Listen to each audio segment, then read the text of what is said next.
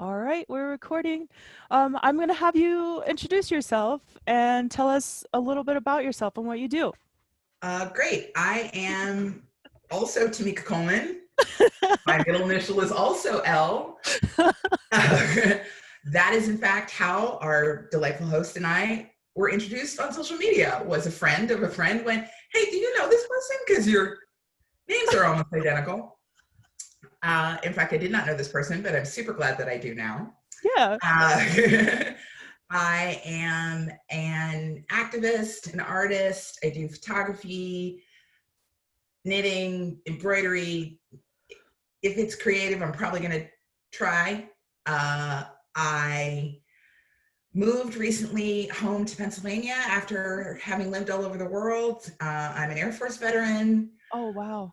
I am a queer, non-binary human being. Gender doesn't make sense to me, so I just decided I wasn't going to do it anymore. My pronouns are they, them, and I'm super excited to be here. I'm excited for you to be here too. And like we were saying earlier, we have a lot of similarities, like kind of in a frightening way. I think I thought you disappeared from Facebook for a while because I was like, Tameka's probably like me, like wondering, like, are we real? Like, what is this? Are we being played? You know, like what is happening? I've been wanting to talk with you for a really long time, and I think I've been a little intimidated too because like you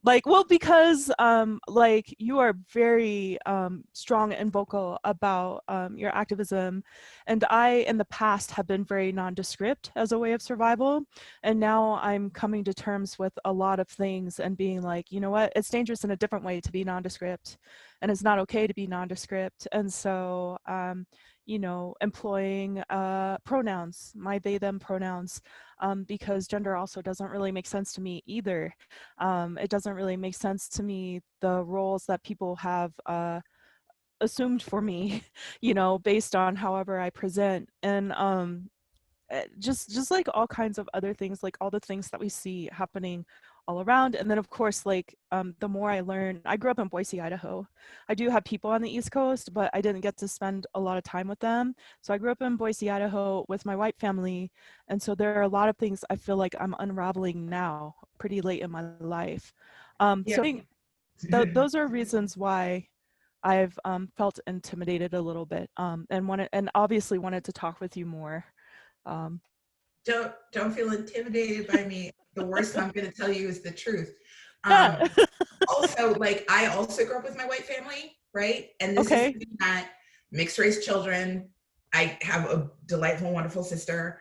And so we have the same father, we have different mothers, but both our mothers are white. Okay. Because our dad had a type. Yeah. And we both grew up and then had to grind all that off of us, right? Right. So I have memories of my mother trying to almost cover me with her privilege. Mm-hmm. And now, as an adult, I understand what she was trying to do, right? Right. That she firmly believed that if she taught me the right way, then I would be okay. Right. What she did not understand, I give her the benefit of the doubt, is when she's not in my orbit, nothing that she taught me matters. Right. This is what matters. Yep. And I was never taught to navigate that way. Right. And I resent that strongly. I know that she was doing her best. And also, why did you not arm me for the world as I was going to live in it? Right. Wherein I will always be angry no matter what I do. Right. Also, I'm autistic. So if I lived in the Midwest for a while, I lived in Minnesota. Okay. And the Midwest tendency to need an addendum to a yes or no question, right? Do you have this thing? No, I do not. Or, yes, I gave it to you. It's on your desk. And then I'm typing again because we're done. Yeah. Right. In addition to autism, which says, here is the role that you must now play. X person has question, you have answer, give answer, new thing, right? Right. And I was angry all the time in Minnesota without ever actually having changed who I am, because that's how I was read. Okay. And that's actually why I got into activism, because my thought process was twofold. One, I come from a background, my stepfather was in the 60s and 70s was a Panther. So I Oh, come from a damn. background, Okay. yeah, right? I come from a background, which I didn't find out until after. Like, why did you give me that information then? I mean, granted, I was like 3, but still. So I come from knowledge of people who were organizing on the ground. Okay. Without social media, without cell phones. I don't know how they did it. I don't know. But the step one was security, always. And that's normally the role that I step into in a protest, is in the worst case scenario, how are we going to get all these people out of here in the safest possible way? Right. And when I was in Minnesota, I realized, well, no matter what I do, I'm going to be the angry Black woman. So I might as well body some people with it. Right? I mean, I could smile, and I mean, this is my base code. This is how my mother taught me to talk, blah, blah, blah, blah. So if I'm going to walk in and be like, hi, hi, and you're still going to see me as angry, cool. Then I'm just going to do that job. It's fine. I'll take that role. Here in Philadelphia, it's very different, because Philadelphia has a lot of people, a much larger number of people who are younger than me, very often have more intersections of oppression than I have. They're darker skinned, and they're from here. So for me, I don't need to be in the forefront in Philly. There are other people who could take that role. And it still allows me to be like, cool, security. What do we need to do as far as that specific thing? What is the absolute worst case scenario plan? Because we do have people here who decided to arm up and go guard a statue. Like, that's an important thing. So Philadelphia is fantastic because it allows me to shine in my best possible way without always giving into the indulgence, frankly, of being like, I'll run it. Yeah. They don't need me. It's fine. They've got it. They're good over there. I love that you bring that up, because as I'm unraveling a ton of stuff, especially over the last 5 years or so, like as I was working on my manuscript and stuff, so obviously looking at like a lot of like familial estrangement and identity and things like that, and there are things I'm very angry about, things that I have been denied access to, and I'm still being denied access to for multiple different reasons, and where was I going with this? I can't remember where I was going with this. Okay, Just like so that means sometimes that denied access was the important part of what you were yeah, saying. denying access. Well, that was leading me to a different place. It was just like this, like talking with activists and talking with people who do really deep equity work, everything from like the BDSM communities to like deep in government, and just realizing that I don't have to and I don't get to be at the front of everything, and I don't think I always understood that, because like growing up, you know, like say I'd visit Oakland and people were like, you know, your experiences aren't the same as mine, so like you don't have a place in this conversation, which I think was like too far the other way now that where I'm at. But they also had definitely a point. I grew up in Boise, Idaho, fairly privileged for the most part, and you know, had okay opportunities and things like that. And there are communities that I didn't know about of Black folks who are constantly being like, you know, moved around wherever the city wants them, and not giving them funding for the communities that they're in, and on and on. And so there were just a lot of things I didn't understand that now I'm starting to understand. And like in a lot of instances, I feel that I am an ally, if that makes sense. Yes, I am Black. I am Black, and I have certain degrees of privilege. I mean, visibly, right? Yeah. And that's something that for me, like, that was a really hard thing to take in. mm-hmm. And I really value the Black woman who sort of shepherded me through that, and in some cases slapped a hand over my mouth and was like, you don't need to talk right now. Yeah. You don't need to. You need to listen. And especially as a mixed kid, Yeah. but I'm Black too. Yeah. But you had your mother to hold your hand through a store, so you weren't followed at 5. Right. Because you're with a white lady. We didn't have that. It's a different experience. So I'm allowed to sit at the table, but I don't necessarily have to participate in that moment.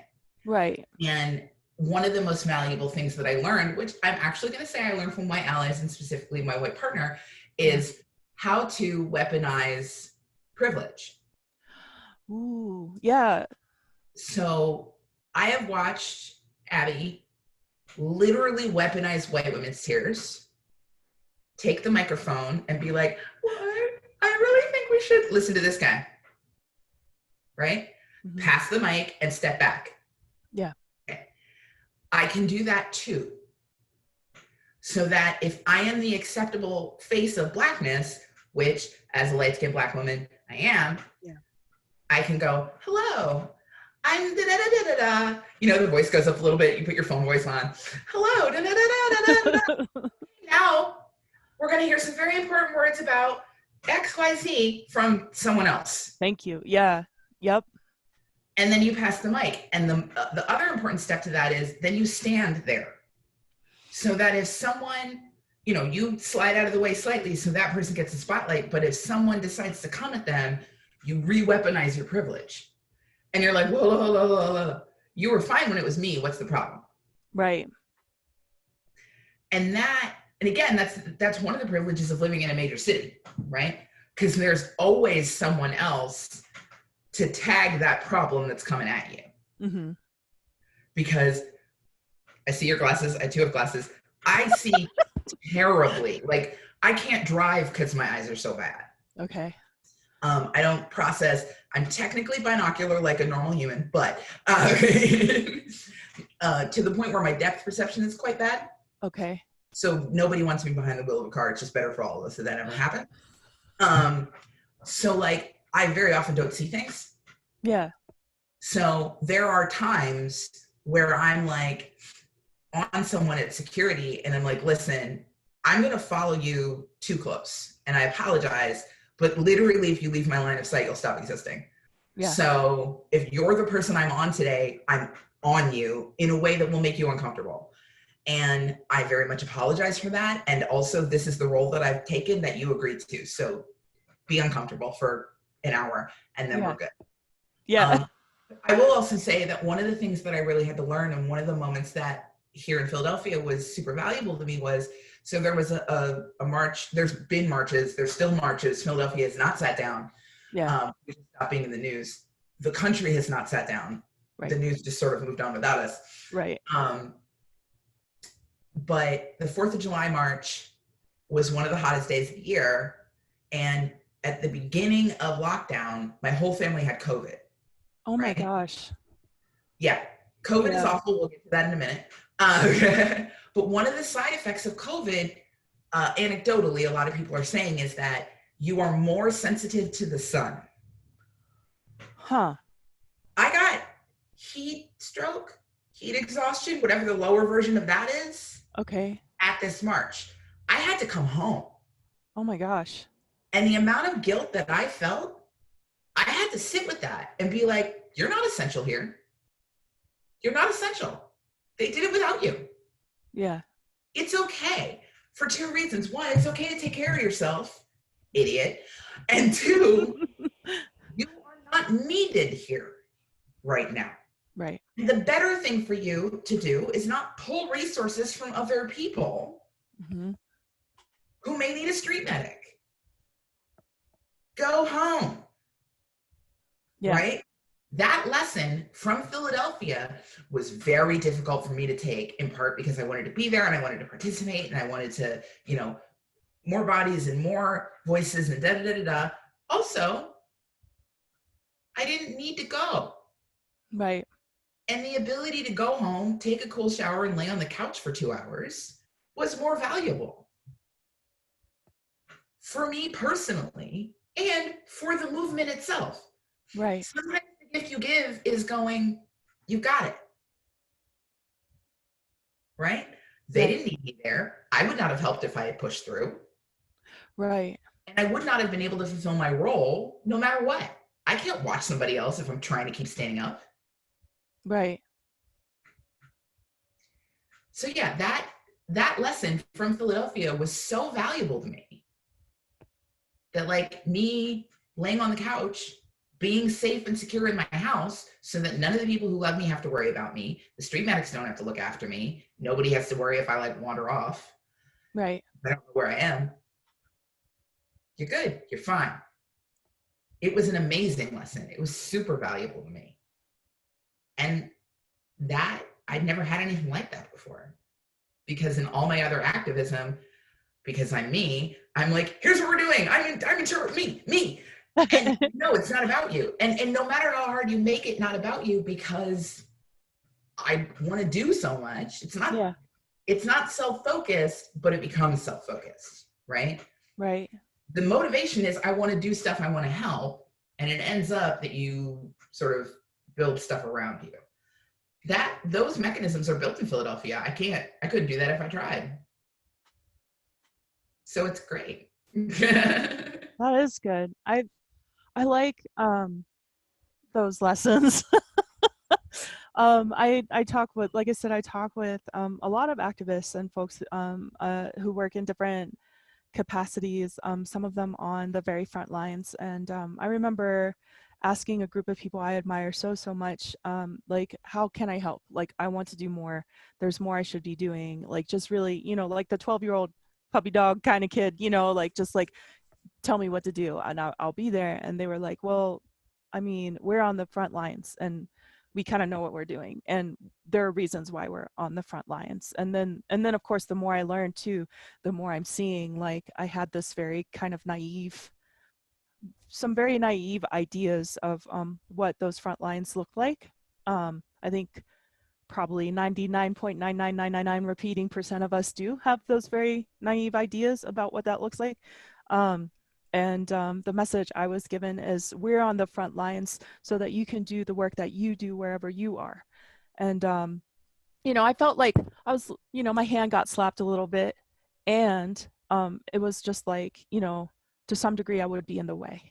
And also, it was work that I was doing, like, as a massage therapist, like working with underrepresented people on both sides of the table, for example, or like, even in kind of my underlying agendas for like teaching writing and critical thinking skills and things like that. And in my life as a professor, We those know kinds. critical thinking skills. I mean, Oh my gosh. yeah, People remind me too, because sometimes I get, a little into the woo a little too much. And me too. like, Like, but and I think everybody gets into that magical thinking sometimes, but yeah. also there are times where like you look at people and you're like, your teachers are disappointed in you. Like, I'm sorry that the American school system failed you, and also you did not do the work that you needed to do to take on what you could take on, because really, dude. And I mean, like, and again, critical thinking. So like here in Philadelphia, we were less than a mile and a half from where people were breaking windows and setting fires. Oh, right? wow. Okay. Yep. Yeah. And we didn't go anywhere because sheltering in place is very often the safest thing. Right. But I slipped downstairs because if something were to happen, I'm the combat person. We had a few very dear friends who were in the thick of it, and most of them were my sister's friends because she's lived here much longer than me. But we also had a lot of people who were in the periphery who were like, I want to go down there. It's going to be amazing. And I'm like, right. I have actually been tear gassed. In the military, they tear gas you so you know what it's like. Right. As the only person in this conversation who's actually been tear gassed, it's not what one would call amazing. Right. Tear gassing, no joke. Right. They call it that for a reason. It's a chemical weapon. It's actually banned by the Geneva Convention. We shouldn't be using it on anyone, especially our own citizens. Moving along, it's not, no one is strong enough to ignore tear gas. Right. You're not dedicated enough to ignore tear gas. And being on the front lines, again, coming from training from people who did things in the 60s, if you're the kind of person who wants to get in a fight, you should not be anywhere near the front lines, because you're going to make it worse for everybody. Yep. Go online and, verbally snipe at the people in the comments. Good, do that. But don't bring violence to a protest where we're all trying to stay alive already. Right. And that's, again, sometimes the greatest gift you can give to someone is your absence. Yep. When Philando Castile was executed in Minneapolis, I was 2 hours away.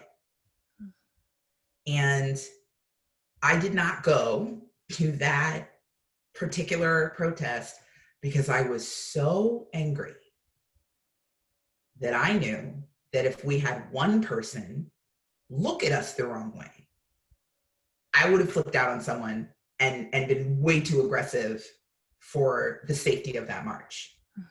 So the best thing I did was sit my behind at home and take in phone numbers. Mm-hmm. If anyone got arrested. No one did, but I took on those phone numbers. That was the best thing I could do in that moment. Right.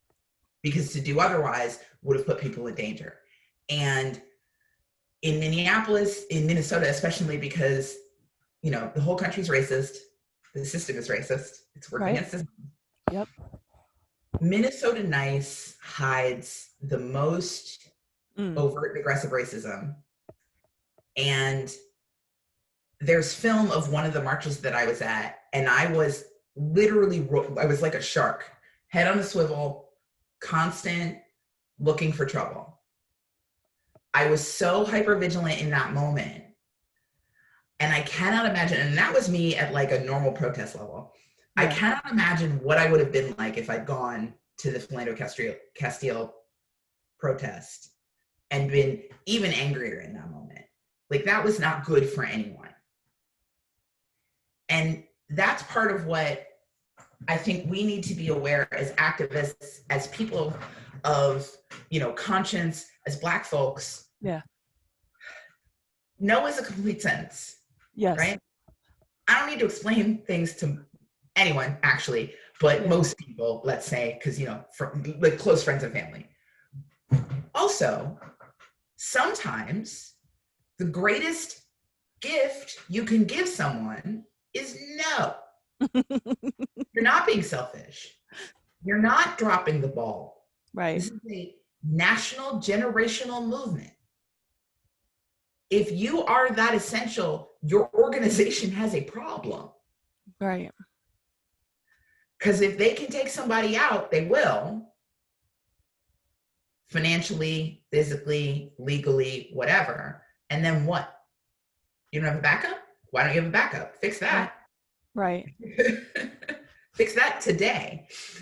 And that for me is again, one of the really important lessons of Philly. I'm not essential. I'm valued. Yeah. But I'm not the keystone, linchpin, whatever, of anybody's movement. Right. There will always be somebody behind you or next to you or whatever. And that the value of that is A, if something does happen, your movement does not become crippled. Mm-hmm. And B, if you need a minute, take a minute. Mm-hmm. And I think one of the other issues is for activists in general, we never want to, can't stop, won't stop, right? Right. Right. Humans don't work that way. Right. Our willpower is limited. Mm-hmm. Something I've recently learned. Yep. Like, COVID happened. We all got COVID. And just to anybody who hasn't had COVID, who has questions about COVID, here's how I'm going to describe COVID. Okay. Think of the worst flu you've ever had in your whole life, right?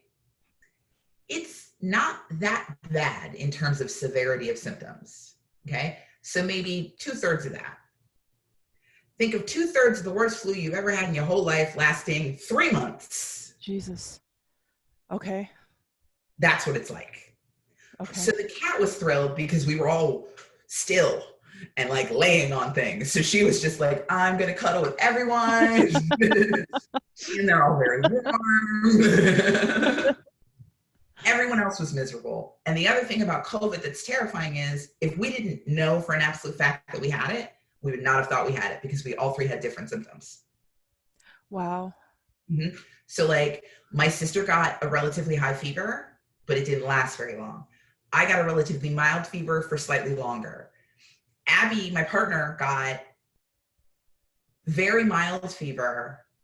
We all got extreme fatigue, like teenage, puberty, growing pains, fatigue. I was so tired, I couldn't watch television, listen to a podcast, or an audiobook, even ones I'd already listened to because my brain couldn't follow it. Wow. And if Abby hadn't had slightly milder symptoms, and please understand that by slightly milder, I mean was the most mobile person in a house full of sick people. Mm-hmm. They had slightly milder symptoms. If Abby hadn't had slightly milder symptoms, I don't know that we would have eaten because it was just so much work to do anything other than like pull off a couple slices of cheese and shove it in your mouth and go, because it was so much work. We all lost our sense of taste and smell, and it was very strange because like my sister lost her sense of taste and smell, and then a couple days later I did too, and then a couple days later. That's about it. That's the fatigue and the loss of taste and smell are the only things that we had in common. Wow. And it is legit. You want the universe to give you a lesson on taking care of yourself and then give you a further lesson when you are a Black person who gets heat stroke. I was so mad at my melanin in that moment. I was like, come on, y'all. I know that we're light skinned, but let's do this thing. But yeah, my sister got sunburn at one point, which is I think only ever another time, like the sun. And that's one of the things that's supposed to like us. I was very upset. Mad about it. But yeah, like it is an amazing lesson. Mm-hmm. And in Philadelphia, you know, in the most marginalized communities are getting hit the hardest. Right. And a lot of that is because we just can't stop working. Right. So I was unemployed for a while after COVID because I had a job, and then COVID, and then I got another job. And my job is also activism. I'm actually a family advocate. It is the title of my job. It is the most amazing thing. I get to help people for a living, and they give me money. I don't really know who figured that out. Thank y'all. Thank you. Whoever, ancestors, all of you, thank you.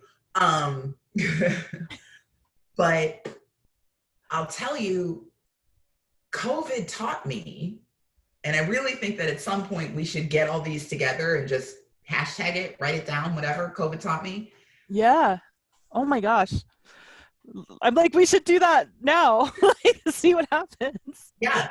COVID taught me, there is already a community, right? Yeah. People, strangers bought us food, helped us with like groceries, money, delivered food to our houses.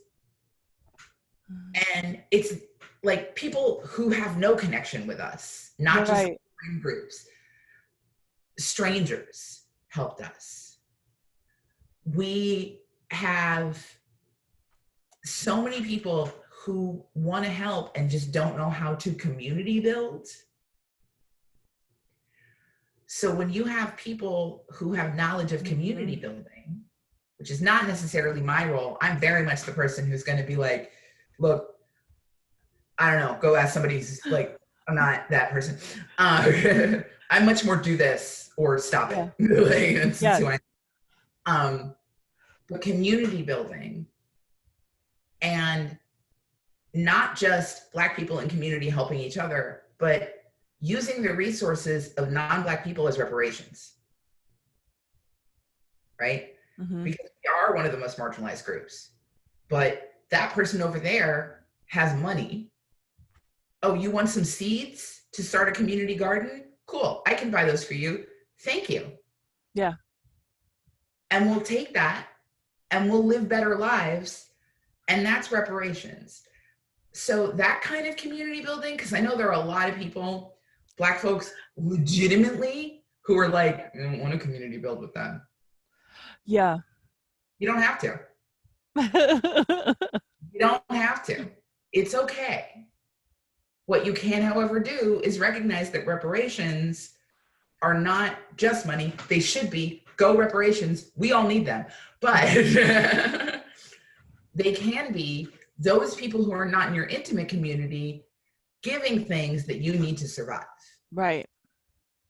Food, money, and I've watched the community take on a number of sorry, I'm just my sister just came home. I'm just reminding her that I'm on a podcast.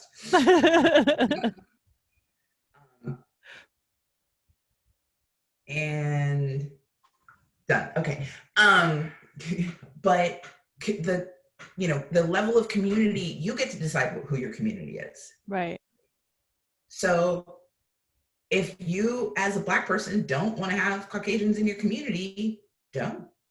But that doesn't mean that when you reach out and say, hey, you, or people who have these resources, more resources than we have, we need these things. Right.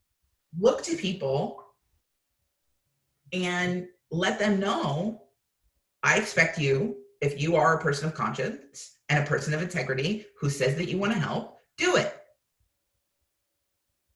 Right. And then for me, one of the other super important lessons that I've learned in my life is how to be uncomfortable. Yeah. And how to let other people be uncomfortable. Yes. It's so valuable. It is very valuable. I experienced this the most as a professor, I feel like. Really? Especially, because I teach writing, and now I'm starting to teach writing closely linked with ethics for especially engineers. And so, that we go uncomfortable places. Everyone comes from a different background and with a different point of view. And how do we all sit in a room together? You know what I'm saying? Like, we're going to be uncomfortable. We're going to piss each other off. So yeah, tell me more about this. Like, this is So again, you come from a background of, things are hard in whatever way things are hard, multiple marginalized, if you come from abuse, whatever. I know a lot of Black people share this trait in that we want people to accept and like us, whatever our community is going to be, right? Yeah. I have a right to be here. I belong here. I am a human being who has value. And I'm going to reflect that to you and want you to reflect it back to me. Right. And the thing is that sometimes will never happen depending on what the group is, or just if the person's not the right person. Right. Sometimes it will, and that's fantastic. But especially in Minnesota, and to an extent, I also lived in Florida. I've lived all over the place. Military. But especially in Minnesota, I really had to think and do a lot of self-reflection and figure out if I was willing to expend so much mental and emotional energy adding that 5-minute chat to the end of yes or no question. Or saying, hey, instead of saying, hey, you made a mistake on this thing, come, let me show you how to do it right. Not upset, just going to correct, moving along, right? I don't want to cuddle you, no, I don't have time for that. Like, life is short. I have a certain number of minutes to be on this planet, and I'm not going to spend any of them doing those things, right? Right. So I had to make that decision that these people are going to be uncomfortable. And then I started talking to white people in the home of the Mayo Clinic, which is one of the richest places in America, about racism. So, yeah, it went like this. Yes, you are racist. You are part of a system that was designed to make you racist. Mhm. It's not your fault, but it is your responsibility to do Yeah. something about it. And Yeah. I totally stole from Jay Smooth, who is an amazing writer and activist and speaker, who talks about racism. The white people think of racism as like the appendix where you can get it Right. taken out and it's not your problem anymore. And racism is actually like brushing your teeth. Uh-huh. You gotta work on it. It's a thing you Yeah. gotta do, right? Right. And, you know, sometimes you have to go in and drill a cavity. Right. You thought it was. That kind of stuff. And not original, all credit to Jay Smoot. And that kind of thing, explaining to people that, you were taught that if you got lost, go find a policeman. Mm. And I was taught by my white mother, who had family who were cops, go find a black woman. Because even then, she knew that I was safer with a black person.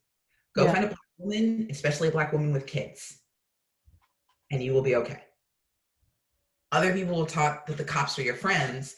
I had family who were cops. Sure. Yep. And was told they're not your friends. A lot of them were actually my family's friends.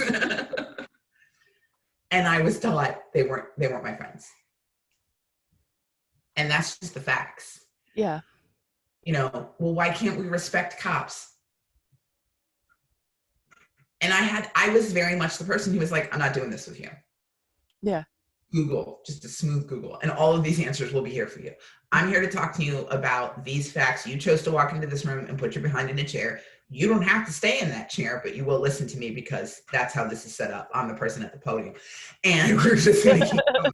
Right? That's how speaking works. Right. That was the hardest thing, is sitting in front of, and I did speeches at like retirement homes. So I'm not just talking to white boomers. Right. About like discipline disparity in schools. And the thing is, I had numbers. Well, I don't think, right, numbers. Well, what about numbers? Well, maybe numbers. Right. Yep. So here are, in terms of these debates, which I strongly urge Black people, marginalized people in general, don't debate your intrinsic human value with anyone. Don't. Yep. If someone's going to come at you and be like, well, here's a way that I think that this specific person didn't really have value, what they mean is you only have value if you meet certain criteria. Slide that person out of the, onto the side. Don't. That's what allies are for. Allies on them. Let the allies do the ally job. Yes. Don't have those debates. Life is short. Certain number of minutes. Life is short. Right. Certain number of minutes. Don't do it. Yeah. He's younger than I am. Same. Yep. And I'm not okay. Like there are 3 celebrity deaths that have really, really hit me, right? Mm-hmm. One was Freddie Mercury. Mm-hmm. Freddie Mercury hit me because I have a direct memory of sitting in my living room watching Live Aid on TV, and Freddie Mercury said, "This next song is only for the beautiful people. That means all of you." Oh. I believed him. And I was such a damaged child that I was like, oh, this amazing godlike human being who just owned 2 entire stadiums on 2 different continents thinks I am a beautiful person. Yeah. All right. Freddie Mercury literally changed my life. He also taught me that music can be religion. Yeah. Right? Because if anybody watches Queen at Live Aid and doesn't think that was church, you need to watch it. Watch it again. It was black church for white people. I don't know how he managed it. It was amazing. The second celebrity death was Carrie Fisher. General Organa died, and I was not okay. Yeah. For all of the reasons that nerds, AFAB nerds, were not okay. Yep. And Chadwick Boseman, because he was such a light and such a joy, and was to Black children what Carrie Fisher had been to me. Yep. And I am not okay about this. And I'm also weirdly not okay with both groups of people who are saying, isn't he amazing because he worked through cancer? No. Isn't he, isn't it terrible that he had to work through cancer? No. He made a decision. Yeah. And he had the privilege to make that decision.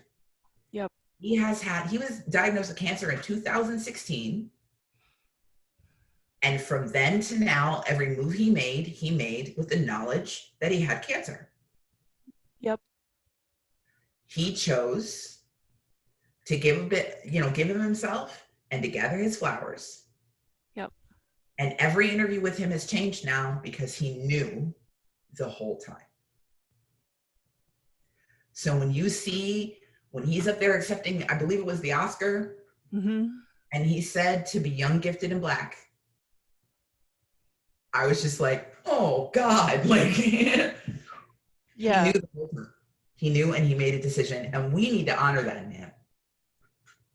But we also need to learn from it, right? Right. He took his breaks, and if you look at, there are a lot of interviews that you would wonder, why is he sitting down? Right. Or why is he, the only one with a chair and everyone's gathered around him? I will never believe that they didn't know, that his co-stars didn't know, and they just facilitated what he needed from them, right? Yeah. Which is what you do with a person who has a physical challenge or disability, or a mental challenge or disability. You facilitate their autonomy. Thank you, all the disabled people in my life who taught me that lesson, because I did not used to be good at this. Yeah. So let me just pause and shine a light on all of those disabled people and activists in my life who were like, Tameka, you need to stop being like, everybody needs to be out there on the front lines. We're doing what we could do. And I luckily was like, hey, you're probably right. I'll shut up. Right. Sorry. So yes, to all of those people, I appreciate you and, for letting me learn. And he wanted to be that guy and he became that guy. And I honor him. I want his memory to be a blessing to all of us. Yeah. And it's okay to be sad that this amazing human being is gone from the world, and that the cultural phenomena that was T'Challa is gone. Yep. Right? It's okay. It is okay to be sad about this. And I'm not a crier. I've cried at least 3 times today. I've cried at least 3 times today. And I don't know, I'm not normally a crier. Yeah. But legitimately been like tissue, I have to take a moment and splash water on my face crying because of this. It's okay. I was in Minnesota when Prince died. Right. It's okay to mourn these people. They build relationships with us. That's actually the point. That's what fame means. Right. There are a lot of people who are like, well, it doesn't make sense. You didn't even know him. But I knew T'Challa. Yeah. And I'm a nerd. I've been a comic book fan my whole life.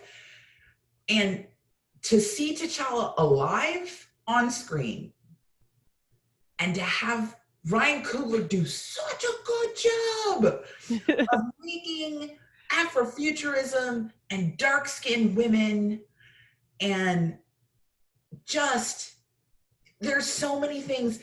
we all know that Black Panther is one of the best movies ever made. Yes? Yes. Yeah. Okay. I don't need to fangirl about Black Panther. But to see that thing that had only been in my head alive on screen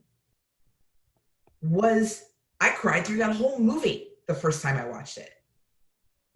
I literally was like, oh my God, this is amazing. And all I could think, Moana too, for the exact same reason. Little black kids, little brown kids, yep, are going to grow up in the same way that I did with Carrie Fisher, who was a chick with long hair and a laser pistol, and later became General Organa. Right. Shuri and Okoye, who I must identify with Okoye. I love her. She's amazing. Shuri and Okoye and the Queen Mother and all of those people and the Dora Milaje and T'Challa. Children see themselves in those faces. Yeah. In Moana, the same reason. This is why entertainment has value. Little brown kids are going to grow up knowing not only that their voices have value, but that they were exploring the world before anybody even thought about Columbus. Right. I cried through that movie too, because I was enjoying the entertainment and thinking of the social relevance at the same time. Right. Let both be true, right? Right. And I think that's super important, is letting both be true, right? It is both great that he had the privilege and the funds to work as long as he wanted to work. Right. And sad that he was not able to get more care or better care. I don't know what his circumstances were, that he wasn't able to, eradicate the cancer. And in the end, he did what he wanted to be doing. Right. And it really kind of in service, really, because he definitely, like you said, you were crying throughout that movie. Like, there were so many moments where I was like, this is happening. Like, we've never seen this before on the big screen, like, this is fucking fantastic. Right. Coogler's a damn genius, because he mirrored Killmonger and T'Challa, mm-hmm. and Okoye and Lupita Nyong'o's character, whose name for some reason is out of my brain. They're having the same conversation. Yep. But they never hit each other. Mm-hmm. They're just discussing things and disagreeing and coming back together to eventually solve the problem. Right. I'm going to have to see it again now, for sure. Yeah. Oh, I'm definitely. Multiple times. Definitely watching it again multiple times. And it's interesting because there's now a whole conversation of like, don't recast Black Panther. Canonically, Shuri is the next Black Panther. Just do that. Yeah, right. Come on. Seriously. Just do that.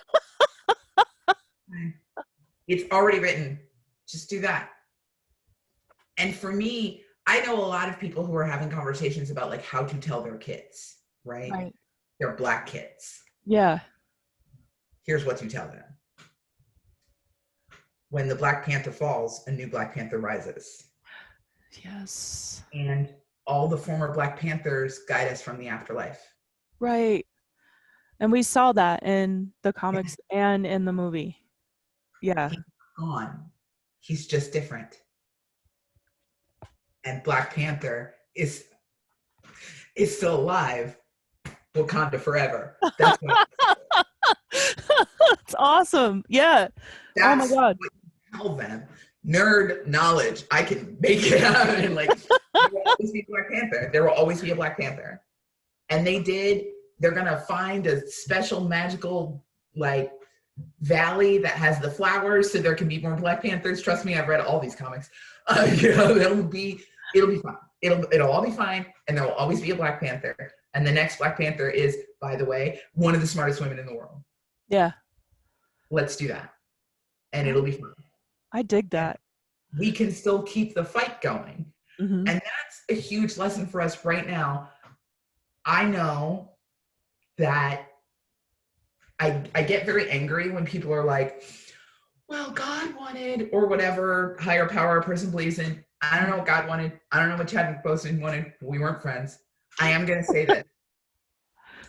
It is maybe an important lesson to take out of this, that when someone falls, it's not the end.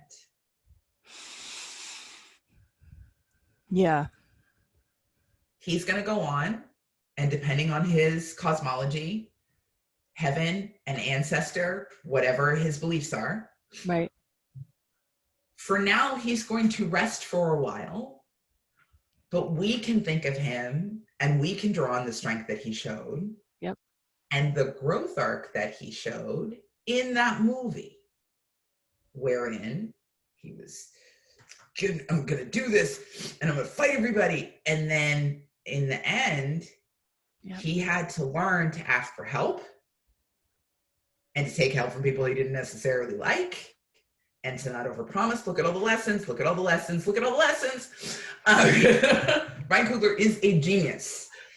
Just, his movies are amazing. I've never seen Fruitvale Station because I can't do it, but everything else that he's watched, that he's directed, and he is amazing. He is always talking on more than one level. It's an amazing thing to watch. Him and Jordan Peele, you want to watch masterclass directing? They're so good. But yeah, I mean, that's the ultimate lesson in the Black Panther, right? Right. It's amazing visuals, and it's a story that was long past its time, and we should have had those movies, years and years and years before that, right? But for it to come in this moment, if you think about the Black Panther and you roll your mind all the way back to one of the sort of Black homework movies that we all had to watch, Glory. Yeah. This movie, in the moment where they're about to go over the wall, and Morgan Freeman says, "If I fall," because he's the flag bearer, "who will take up this flag?" Okay. The Black Panther has fallen. Who takes, yep. Who will take it up? We don't all have superpowers. I still periodically walk around my house and yell Shazam just in case. I also would take a lantern power ring. That would be fine, just in case anyone's listening. Any of those things. But we don't all get superpowers physically. Mm-hmm. What's your superpower? Because I'll tell you, we all have one. Yeah. So this is my superpower, right? I have two superpowers. One, autism is a superpower. I agree with that. Because I have the ability, compartmentalization is not always good unless you can control it. Mm-hmm. Okay? And there are times when scary bad things are happening and I am made of ice. Now, after the scary bad thing happens, I'll go to the corner and cry and be hysterical, or hysterically laugh, which is one of my stress responses. It's very disturbing to other people. I become the Joker. It's not good. I'm known for a banshee laugh. Like ear splitting laughter. And I will like literally curl up and just be like, so that I'm not doing that. It's very disturbing. But that compartmentalization and the ability to turn it off, keeps people safe, right? And it can also put me in a position where I could see this person's trying to cause me harm. They're trying to manipulate me. They're doing X, Y, Z. Well, no, that's not going to work. No. Right. And here's my other superpower. This conversation. And moments like this. This is some of the most valuable stuff. And this is a way that I want to thank you, right? Yeah. You are facilitating this. You are helping people find our superpowers, right? So people are going to come back, and I need you to know this, right? And I'm going to tell you a story about my father-in-law. Okay. Abby's father was one of the most amazing debaters in the entire world, the world has ever known. His name is Daniel Lee Davis, and I credit these three things to him, right? Because he made them up. A, the broken record method. Uh-huh. As I mentioned before, when people were like, well, what about all lives? What about this? Numbers. Numbers. Don't change your face. Don't change your voice. Don't give them anything. No. You don't need to do anymore, right? Mm-hmm. How do you know that? Somebody tells you, well, Black people are more criminal overall. Mm-hmm. That's not true. Mm-mm. Don't step to me with a crime statistic ever, but that's one of my areas of expertise, but that's not true. How do you know that? Not sources. How do you know that? Yeah. Make them give you their logic. Yep. Because it's very rarely logic. This is my job. This is one of my jobs. It's like, Right. you know, folks are going to be coming up with these interesting ideas, and it's like stats, facts, data. Yeah. And yeah. If you want to be nice about it, how is that relevant? Ooh, yep. Or if you don't want to be nice about it, so what? He had a knife in his car. So what? Mm-hmm. She had an ex-boyfriend who was a drug dealer. So what? He was just a movie star. So? Right. How is what you're saying relevant to me right now? I will also go so far as if someone is really in my face and being problematic, I will literally look at other people and be like, why is this part of my life right now? Like, I don't want this to be a part of my life. More and more. Yeah. I think from 4041, well, especially the last couple of years, it's just been like, I'm sorry, I don't have time for that. And it's not that I don't care or whatever, or I just literally don't have the headspace for it. Right. And so therefore I just keep trucking forward, you know, and I think before I used to like be so tied to it. Let me fix it. You know, let me help us figure this out. No, I just can't. I don't have it. Yeah. And I don't think it's necessary that we do that. But I do think that, it's really important that we look at these moments and we learn to sort of catch ourselves in those moments before we emotionally react to things. Again, autism, superpower, and say, is this relevant? Right. How do they know that? Right. What? What are we doing? Mm-hmm. And that for me is literally the most, like, those pieces of information, these things, to pebble in a pond, right? So somebody's going to watch this and they're going to come back to this conversation between these two same name mixed girls. And they're going to come back and they're going to go, that person is a whole professor. I could do that. Mm-hmm. A whole professor of writing and ethics? That's not an easy get. Like, we're all right. And this other person is like an activist and a whole family advocate and like a comic book nerd, just like the new Black Panther rise.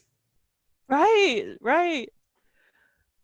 This is loosely related, but I was just telling someone about like even Beyonce. So like for me, I haven't seen the whole Homecoming video because my brain got stuck on Beyonce's catwalk when she comes out onto the catwalk. That for me was life because she's like, she's a little bit bigger and her thighs rub and she's doing this perfect catwalk.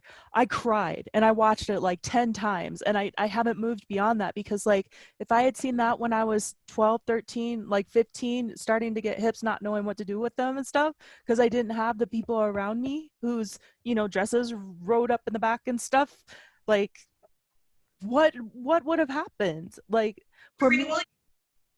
huh? Serena Williams. Yes. Big thighs. Yes. And her rocking outfit. And look at that. Okay. I'm not the biggest freak in the world. Also, like, my mother is 5.5, right? So she's this tiny, skinny person. And I'm 5'10", not skinny, right? Right. And I didn't know how my body was supposed to work, and I have all this chest, and I was like, she doesn't. And I'm like, why is this happening to me? How do I make this? Nobody else knew, because they were all like, well, if you just, function like you don't have hips, it's not gonna work for me. I'm gonna flash the whole world. That's probably a guy. And of course, the only Black person in my class, the Yeah. only Black femme in my class, which means everybody thinks I'm having sex now when I'm not, right? Yeah. That's how that is. And I have no idea how to do this. It's all very strange. And if I had been able to see that person, people talk about social media in such a terrible way. They do. And it's not, we're here. Also, like, think about all the kids who look like us, who are looking at kids who look like them, adults who look like them, who are hearing these messages, Now that goes all the way back to critical thinking. As adults and people in our lives, it's super important to tell people, like, the Willie Lynch letter is fake. Please don't be this person. Take the on off. Don't be a hotep. Don't. Stop it.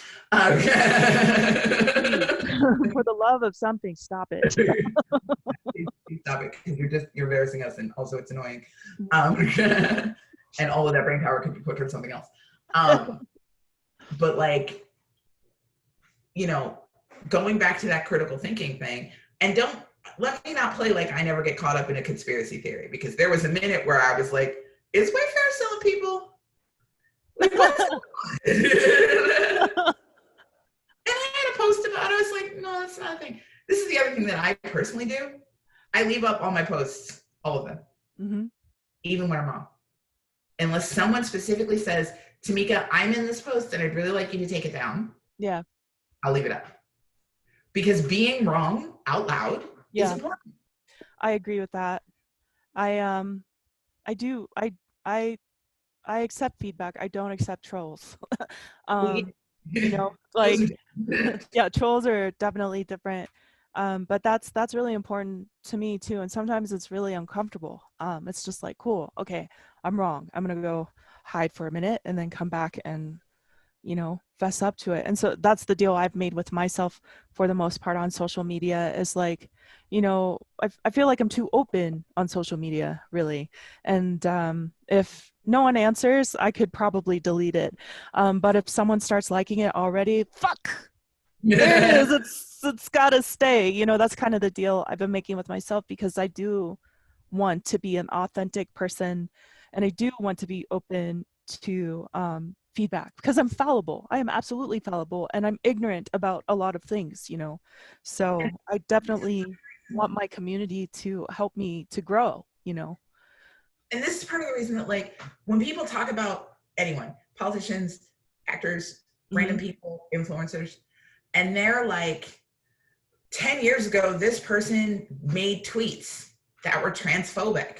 Right. Or any whatever. Right.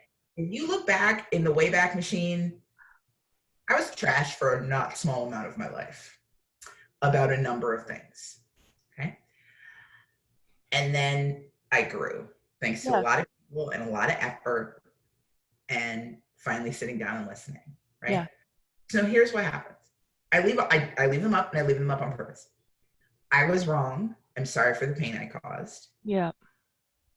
I leave them up so that the growth is evident, can be shown, and so that I can take accountability for those moments in my life.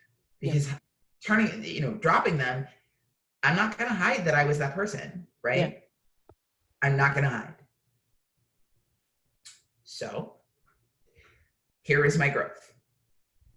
And nobody else has to accept that. Right. Right? So if you want to say, I can't deal with that person anymore. Right on. With you. Yep. You don't have to. It's all good. I'm going to keep going. Yeah.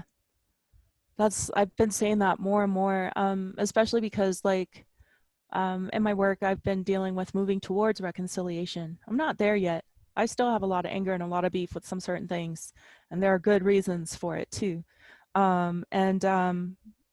Ultimately, though, I do want healing, and I do want that reconciliation piece. But that's the thing, is I don't know when it comes. I don't know if it's going to come soon enough. And it comes with this realization that we all get to be whole people. It doesn't take away when we're a monster to somebody else. It doesn't take away their experience, but we have a choice to change if we want to. And that is something that's been becoming very important to me, because I think a lot about cancel culture, especially more since, after coming out as queer out loud. Like I've never hidden that from anyone if they wanted to know, but like I started realizing even just not talking about it was being unfair to, say, my partners, and it became more important when I started teaching and also being a massage therapist in queer community, right? And especially I feel like in queer community, there's like, a rounding out if you've done something wrong. And sometimes there isn't a chance to reconcile or experience healing as community, because, we're all learning how to do this. And so I started trying to apply that even more broadly, like seeing what happens in a queer community, and then also, well, what about characters in my life or family in my life who have done some really messed up stuff? Like, is reconciliation possible, and how do people go about this reconciliation, and what are even like how, therapy and all this other stuff, like what is my responsibility in that? Do I have responsibility in that? And just all of those kinds of things. Therapy And is awesome. Everybody therapy go to is so therapy. important. Yeah, therapy is so important, and I feel Free. so lucky. To Yeah, everyone, just we all go to therapy because legitimately therapy is amazing. It's like a checkup, just go do it. yep. But the other question is reconciliation necessary? Right? I'm struggling with that. Like, is reconciliation possible? When does it come? Is it necessary? I'm Right. asking these questions every day. You hurt me in the past Hmm. is different than you continue to hurt me, right? So, Right. for example, I did not speak to my mother because she doesn't like me very much. She doesn't like anyone. She doesn't like anyone. And she literally makes me an insane person. Mm-hmm. Okay. And she is mentally and verbally abusive in ways that are so ingrained in me, I don't even notice. Yeah, I get that. I don't interact with her anymore because there's no good way for me to do that. Right. Right. And for me, I had to mourn that. Yep. I had to mourn it and cry for the mother I deserved Mm-hmm. and didn't get, and the person she could have been. But there's nothing I can do to make her stop hurting me. Right. So if I interact with her, she will actively cause me harm. Should I interact with her? For me, the answer is no. Right. That's just my decision, not telling anyone else how to decide. Right. Because it's different for everyone and everybody has different things. I was also a full 35-year-old and living in another state. So like I had certain privileges connected to that. Right. Um, you know, there are people in my past who I wish clarity. I wish them the knowledge and the compassion. Yeah. Because the other thing I try to keep in mind is we're all the hero of our own story, right? Everybody thinks they're right. Otherwise, we wouldn't do things. Right. Very few people are actually card carrying villains who are like, I'm gonna. Nobody does that. Like almost nobody does that. So everybody thinks they're the hero of their own story. Okay, well, in my story, you were the villain, and I'm dealing with my story. Yep.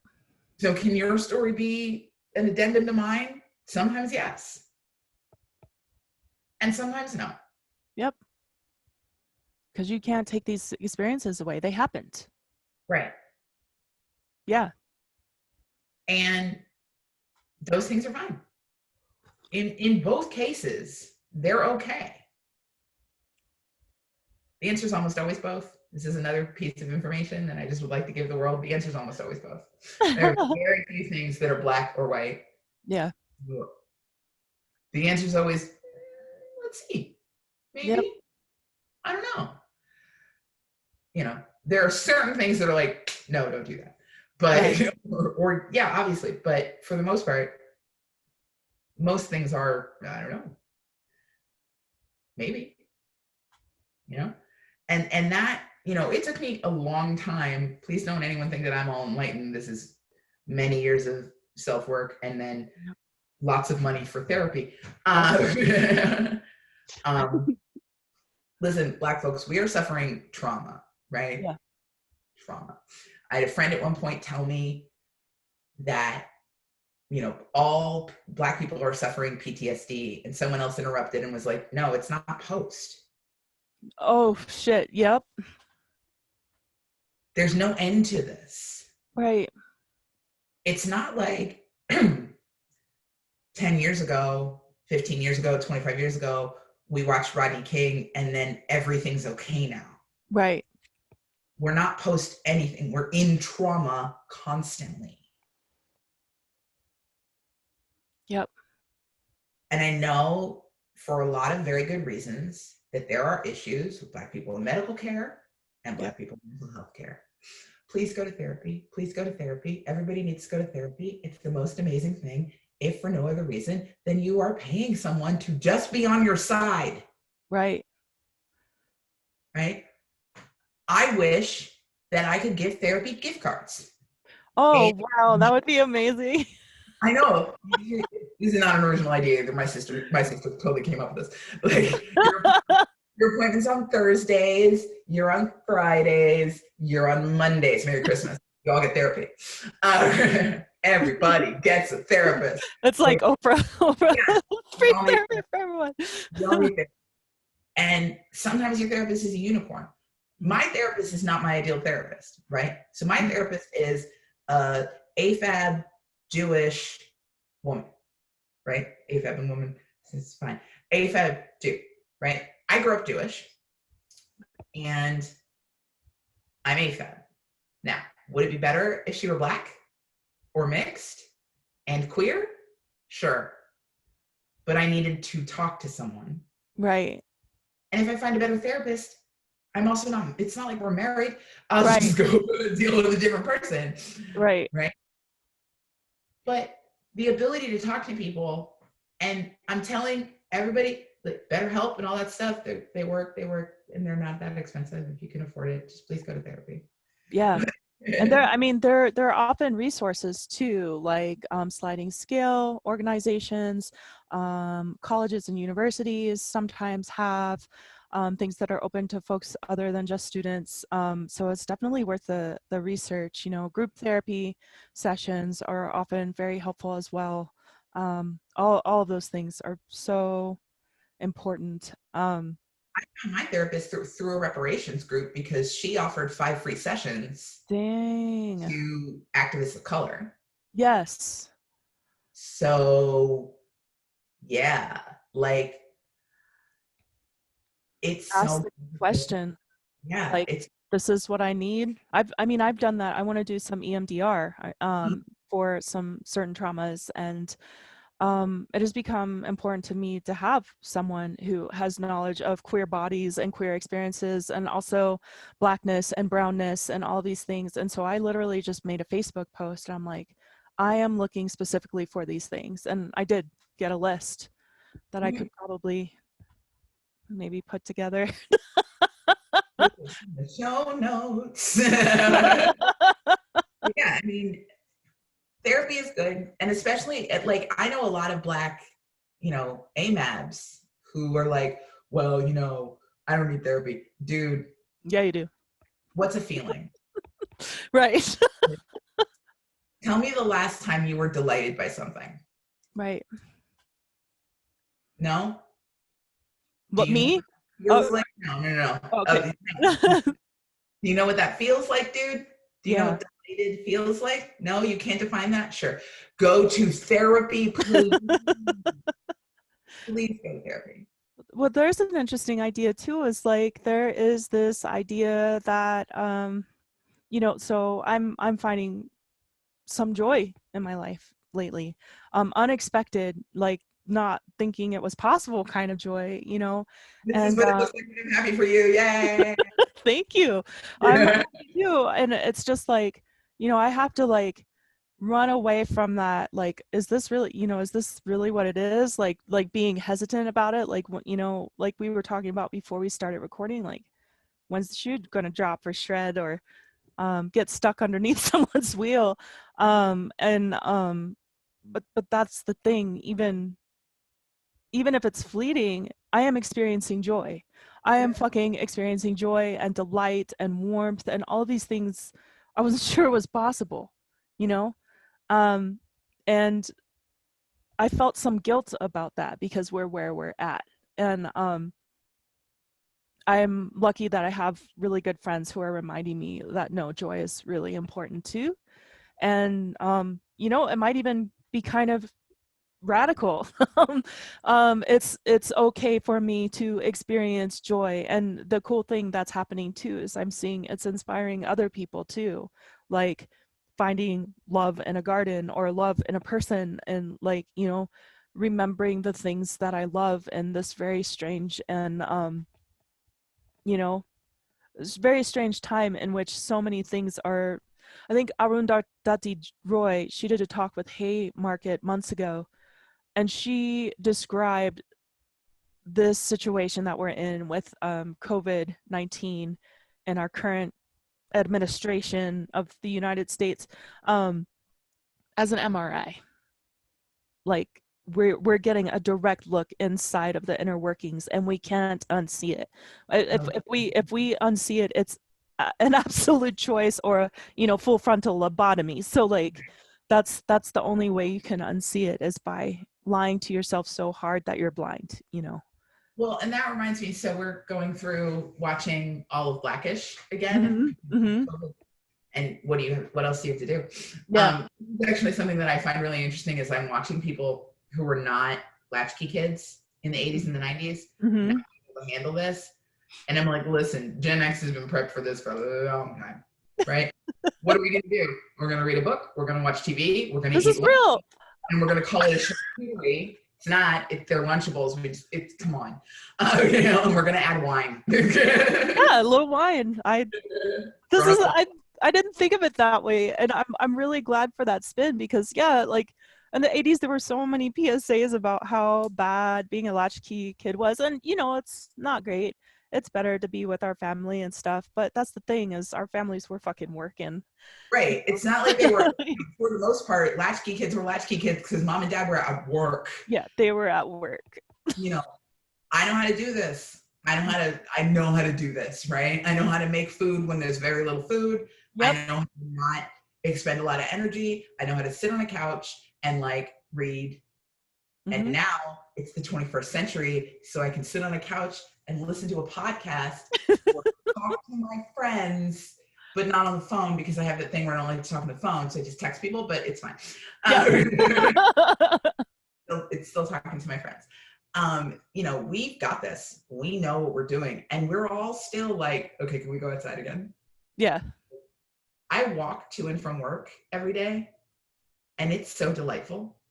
Yeah. To just be in the world. Mm-hmm. And see people with their dogs. And I walk past a park, and there are, kids social distance playing in the park. Yeah. And like, Philadelphia has all these gorgeous historic homes. So I actually leave a tiny bit early and go a block out of my way in any direction, just so I can have a moment of like, that architecture is pretty. Yeah. Or like,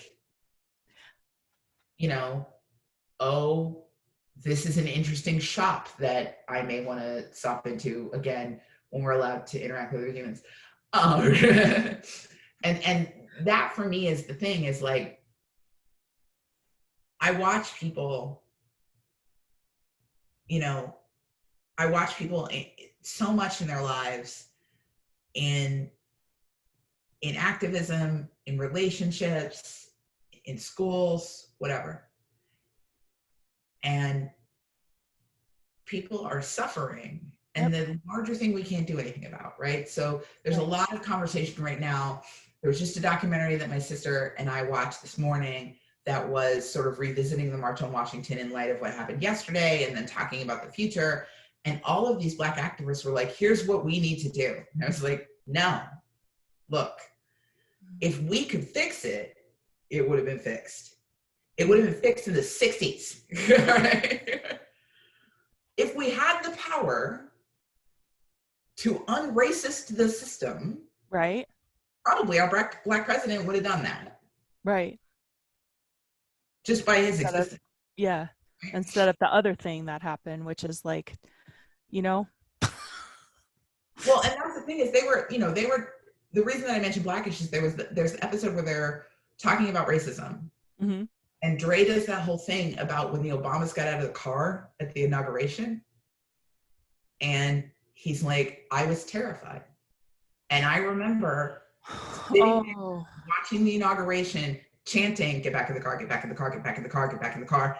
Because I didn't think they were safe. Also, the night that he accepted the win. Yeah. I do remember feeling those feelings too. They walked out and all I could think is how many windows are up there? Did they check all the windows? Mm-hmm. What's the roof access? I'm sure the Secret Service knows more about this than me, but I'm Black. So I'm just going to worry about this the whole time. Right. And, if we could fix it, it would have been fixed. Right. It's not our job to fix it because we literally cannot do that. And we can't keep tilting out windmills for this.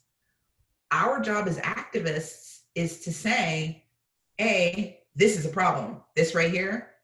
And again, it's that broken record, numbers, numbers. And also, you know what? I'm done. I'm not taking this anymore. No is a complete sentence. Yep. And, it's getting comfortable with being uncomfortable. I've had people that I work with who, when I was in Minnesota, they would be like, well, I'm just going to not talk to her. I'm Black in an entirely white space. Do you think that the silent treatment is a problem? Right. Thank you. Maybe you didn't mean it that way, but thanks.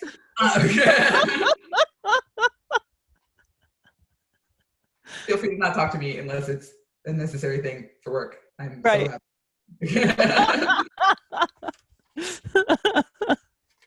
That's real. That is real talk right there.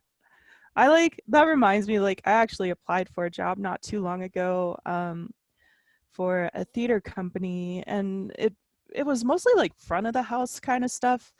And they wanted me to sit on a committee, and they wanted me to host a bunch of their kind of after show talks, which is an intriguing thing to think about. I was like, okay, I'm here for it. How much are they going to pay you for those three separate jobs? And here's the thing, though. Here's the other thing. I was going to be the only person of color on that committee, and I was going to be the person of color at the mic after these shows. And so the show that I saw, this was Curious Theater Company. So, to their credit, they're trying to fix a problem. And also, it was very, very uncomfortable. I didn't get the job, and I'll tell you why.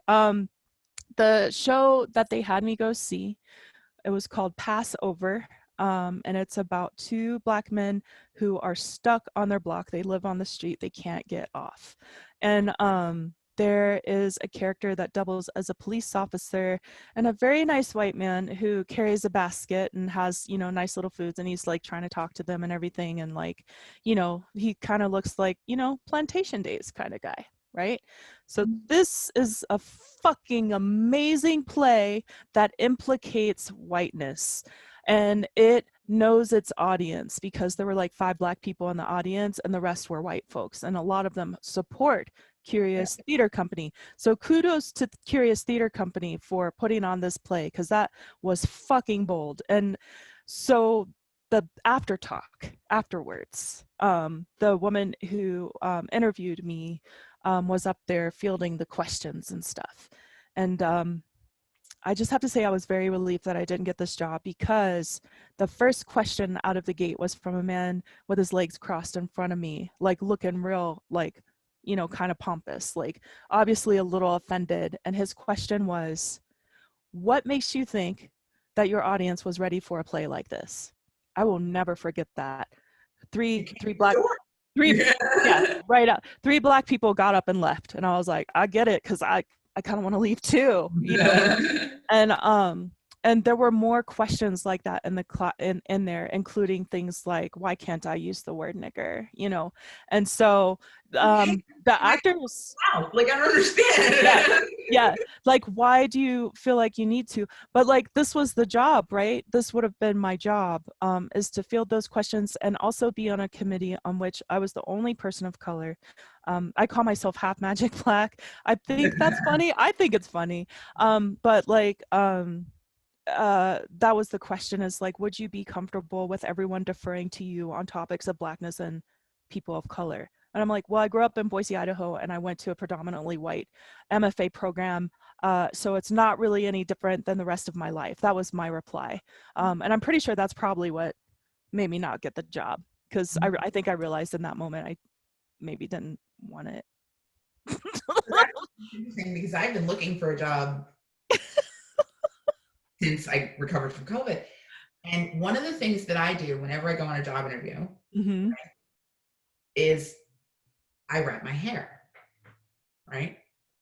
And I do that very specifically because I wrap my hair 6-7 days a week sometimes. Yeah. I love wrapping my hair. And if you can't deal with that, then you don't want me to work here. Yes. Right. Exactly. So the question that man asked you made me think of something that my sister said today, which I think is super valuable, which is that in a lot of cases, what we're seeing in white people who ask those questions Mm-hmm. is the triggering of their ingrained white supremacy. Mm-hmm. Right? And it's like a mousetrap. Yes. Yep. And they don't even know it happens. And my sister likened it to the mob mentality. Mm-hmm. But because they are this large part of society, they don't see it that way. It happens even if they're individuals, because they see it as us, society, and everyone else, right? Mm-hmm. So when you talk about, you know, well, what made you think the audience is ready? Well, you paid for it. I mean, there was some sort of summary. You were sitting in the seat. It's not an accident. Did you wander in on your own? Maybe, do you need help, sir? There are interviews of the playwright online. But also that mousetrap, right? You can watch it happen.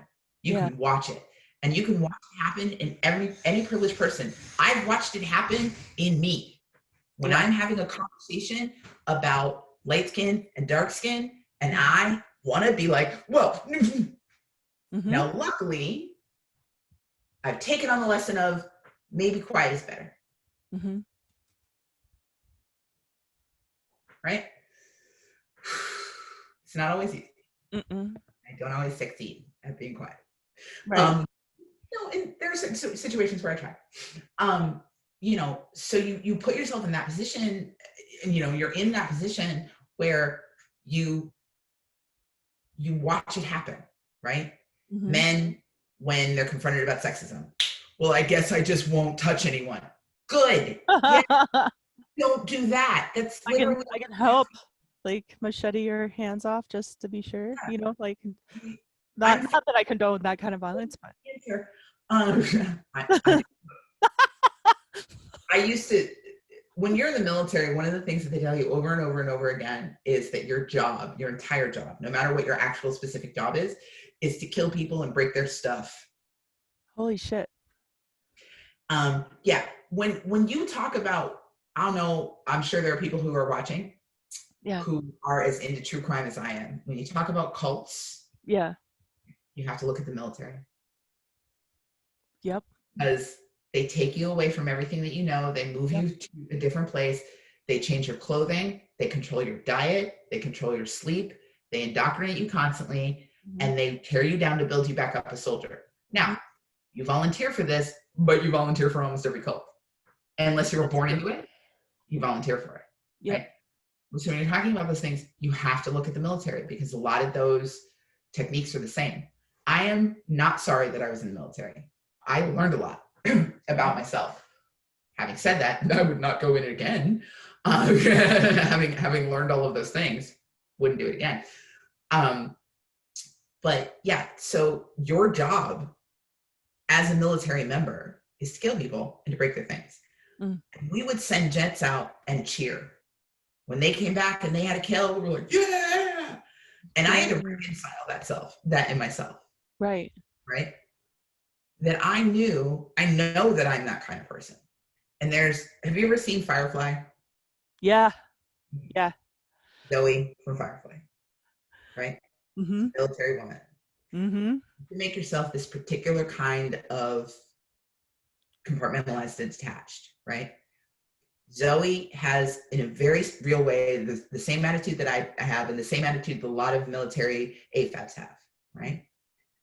There are two sides of the gun. There's my side of the gun, wherein I will do everything in my power to protect you. Mm-hmm. There's that side of the gun, and you should not be there, right? Like, move or don't be there in the first place or whatever the hell you want to do. But if you're there, you've already made a decision. Right. Right. And I had to reconcile that in myself. And that goes back to the conversation we had about why I did not go to that protest, because I know myself. And I know that I did not have good enough control. Right. My own thoughts and feelings at that point. So again, self-awareness, to quote my sister, self-awareness looks good on everybody. But So, I see you looking at the clock. I want to be respectful of your time. sorry. I'm so sorry. I want to talk a little more, and I'm definitely, yeah, I definitely do. I Sorry, I want to be respectful of your time. I appreciate that, but and I'm also like I do have a little bit of time, and I want to make sure like that I use that while I have it, you know.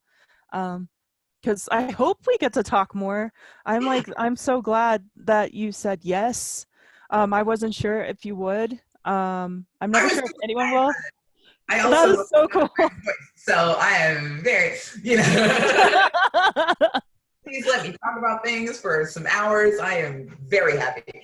Yeah, this is great, and it's interesting too, like how we live in parallel in a lot of ways, and how things are a little shifted. So like my father was in the Air Force, and there were some things that I saw from very young age, like all the elders that I had when I was a kid who had been in the military weren't okay.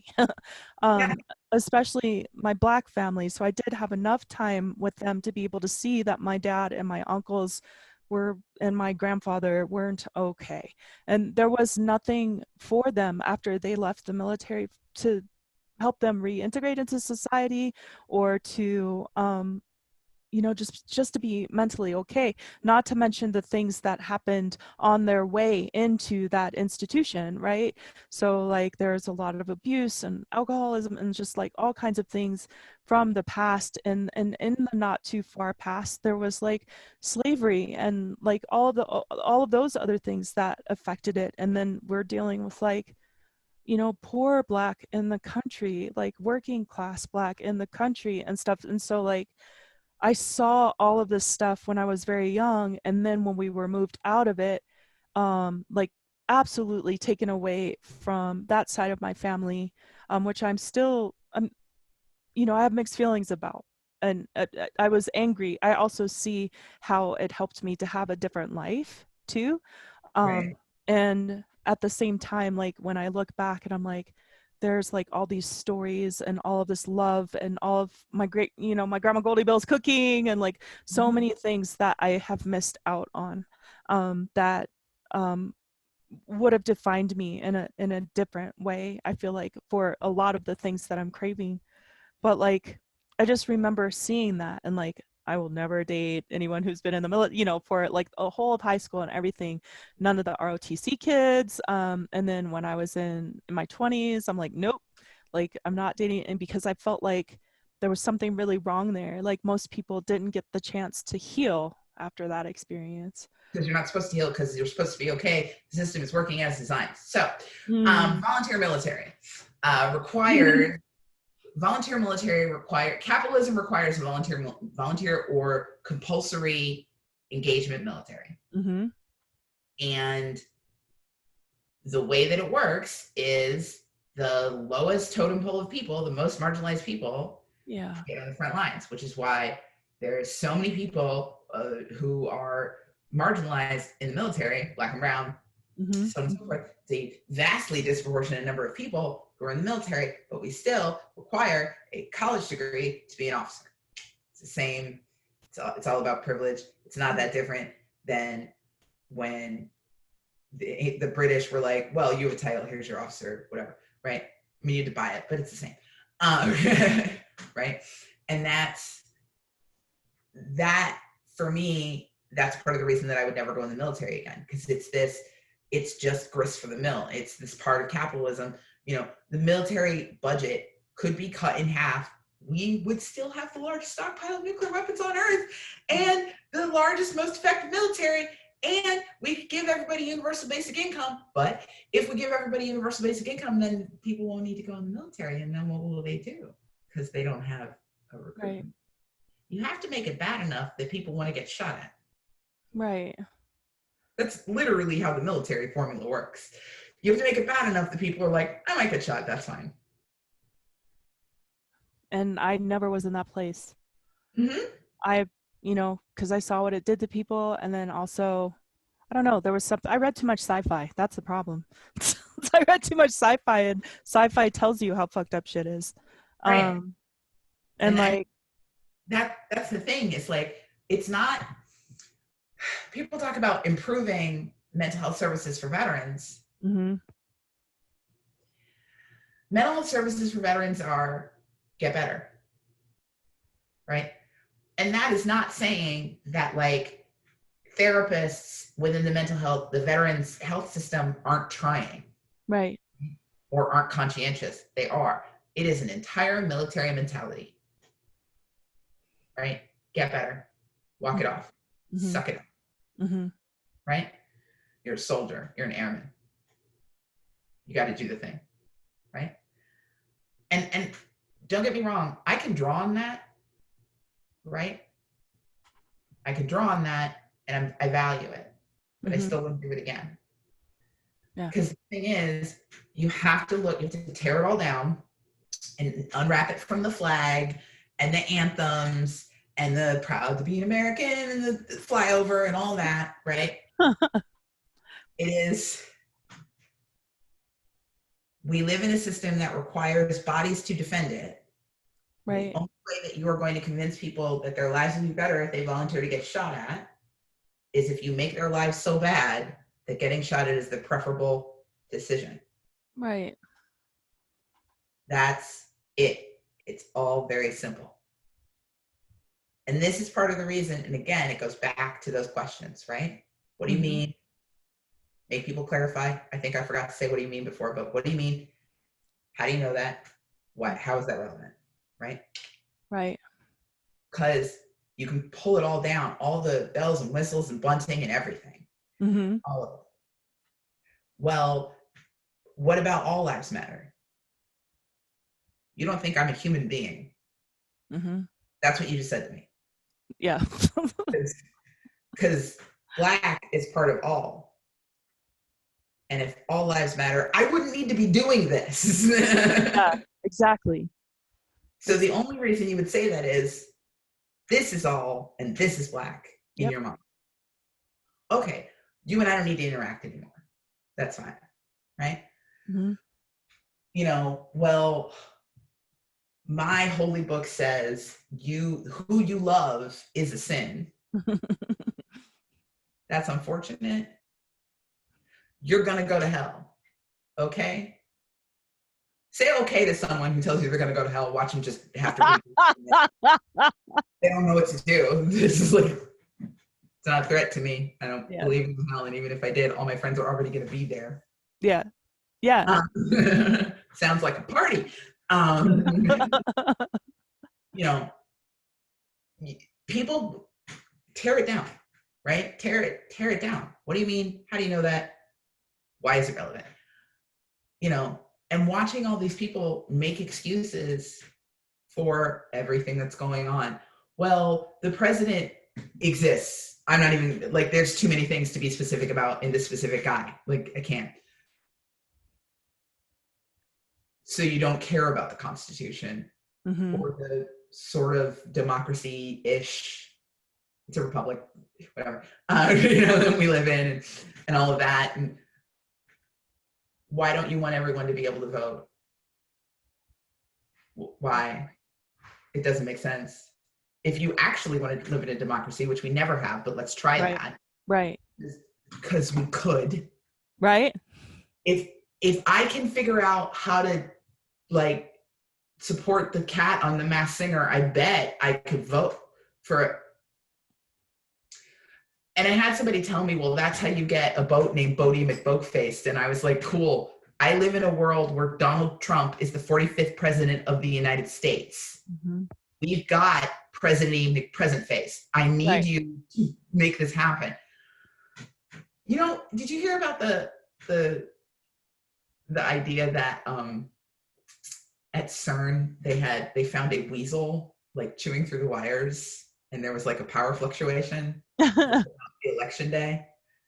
What? And the theory is that we've slipped into an alternate timeline. Yeah, well, I think about that actually all the time. I'm like, when did it happen? Like, should I have gone to that Halong concert? Because I feel like I would have been in the timeline I'm supposed to be in if I'd gone to that fucking concert. Like, right? The moment that we decided that this was our timeline, did somebody step on a butterfly? I will punch that person. I will do what I need to do. Like, please, can we go back, please? Yeah, it doesn't make sense. It does not make sense. It's like, wait, what happened? How? Yeah, sometimes I really wonder about that. I'm listening to a podcast right now about QAnon. What about what? QAnon. Okay. And they're the people who thought that there was like a pedophile ring running out of the basement of a pizza place that didn't have a basement. And it was like all the Democrats were involved. Okay. I have never been so fast to do like a simple dog head tilt while listening to what I am generously going to call the thoughts of these people, because that is, I mean, if you think Black people can rock a conspiracy theory, these people believe that John F. Kennedy Jr. is alive and is gonna come back, and I don't know what he's gonna do then, but it's gonna help Trump. I had to stop listening to it because it was literally making me like too angry to enjoy the podcast anymore. I was like, you're not, all of your teachers are ashamed of you. Yeah. It's so much. But like that kind of thing, those kind of people, they just don't, you know, the people in Philadelphia who armed up and were guarding a stone statue in Marconi Plaza. It's a statue. Right. Made of stone. What's going to happen? It's going to get some paint on it? I mean, all right. Go home. A bunch of armed guys got together and guarded a Target here in Philadelphia. It's Target. Target said it's fine. Yeah. But they were like, no, we're going to be out here with guns. Okay. All right, dude. I mean, however that's going to go. But can you explain why? Like, what do you mean by that? We're going to defend the target, but the target doesn't want you to defend them. Right. We're going to defend the target. All right, I'm going to go. Right? Time to go. Yeah, that's the truth. It's like you can't argue with people who are that set on some idea that, I mean, and we're seeing that a lot. You were talking about the mousetrap, and I'm just thinking of like the couple who was painting over the Black Lives Matter thing in the street and with guns and stuff, just like, and everyone's like, we don't want you here. This is our neighborhood. Nobody wants you here. What are you doing? You know, and people are just, they're just doing that. And that happens. So I've seen it, you know, on smaller scale too, but like, it's the same thing that happens when a Karen comes up and is like, give me your reasoning for being here. Yeah, I live here. What are you doing? No, go away. I'll call the police. Right. Go away. But that's the thing. That's a death threat. Right? Yep. So it goes from, I see you existing as a Black person in the world. Right. And the mousetrap isn't when they say, I'm going to call the police. It's when they engage you in the first place. Right. Why do you need to be a part of my life right now? What needs to happen? Why do you leave people alone? And this is something that as a function of survival, Black people have learned in a lot of ways, right? Mm-hmm. I know so many Black people who are like, who will tell you after you get into the car, yeah, I saw somebody stealing in that store. Mm-hmm. And every Black person in the car is like, okay. And then we move our happy asses along, right? A, reparations. B, I don't need to be a part of this. You don't owe me an explanation. It's fine. I don't need to police your life, right? I don't need to. Also, I presume if you are stealing food from somewhere, you need food. You need it. Yeah. We had all the people I know, most of the people I know who stole food needed it for sure. We had at the place I used to work in Minnesota, we had a giant basket of like hygiene products, little care packages like you would get like in a hotel, like a shampoo, a conditioner, a teeny toothpaste, and a toothbrush, maybe a deodorant, whatever. And the number of almost, in fact, entirely white people who would be like, what if someone takes, more than one? Can I get you a bag? If you take more than one, you need more than one. Yeah. For what is it, like one wash? One and a half washes in those bottles? For one or two reasons, right? One, you need it. You physically don't have another way to wash your body or brush your teeth. Or two, there's a mental health issue that's making you hoard things. Yeah. Either way, you need it more than me. Can I get you a bag? Yeah. It's free. Please don't. Why are we doing this? And the answer is because historically, policing of other people is an acceptable thing. This is the thing, and this is why it's important, critical thinking, going back to critical thinking. Right. It's important because we have to be able to look at history and the history of humans, right? Mm-hmm. Human beings did not start out this way. There's a meme going on Facebook right now. It's one of the most profound things I've ever seen, and I'm going to paraphrase it because I don't remember exactly what it said. But it was, I believe Jane Goodall was asked, what was the first sign of civilization? Right. And people expected her to say like a rock sling or like a lever. No, it was a set leg. A what? A set leg. A leg that had been broken and then set. Oof. And the reason for that is because that indicates cooperative society. That in non-cooperative societies, and in fact, even highly cooperative animal societies, if somebody breaks a leg, that's probably it for them. Right. They can't go to the water hole. They can't run from a predator. They can't forage. They're done. Yep. But human beings don't do that. We are designed to help each other. It is what made us who we are right now. We are working against programming. Yep. And that's something we've all got to look at, right? Because like that leg, those fossils that showed somebody whose leg was broken and was set, and then that person lived however many years after that, that is humanity. How have we deviated from that so far that a kid with a long rifle can walk into a protest, right, and then leave after killing people?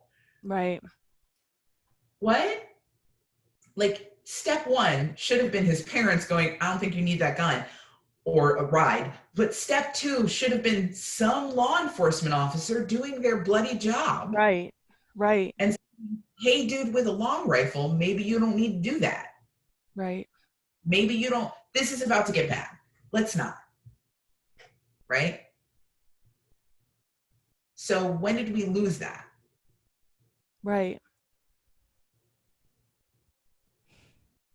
And that's the question that we have to ask ourselves.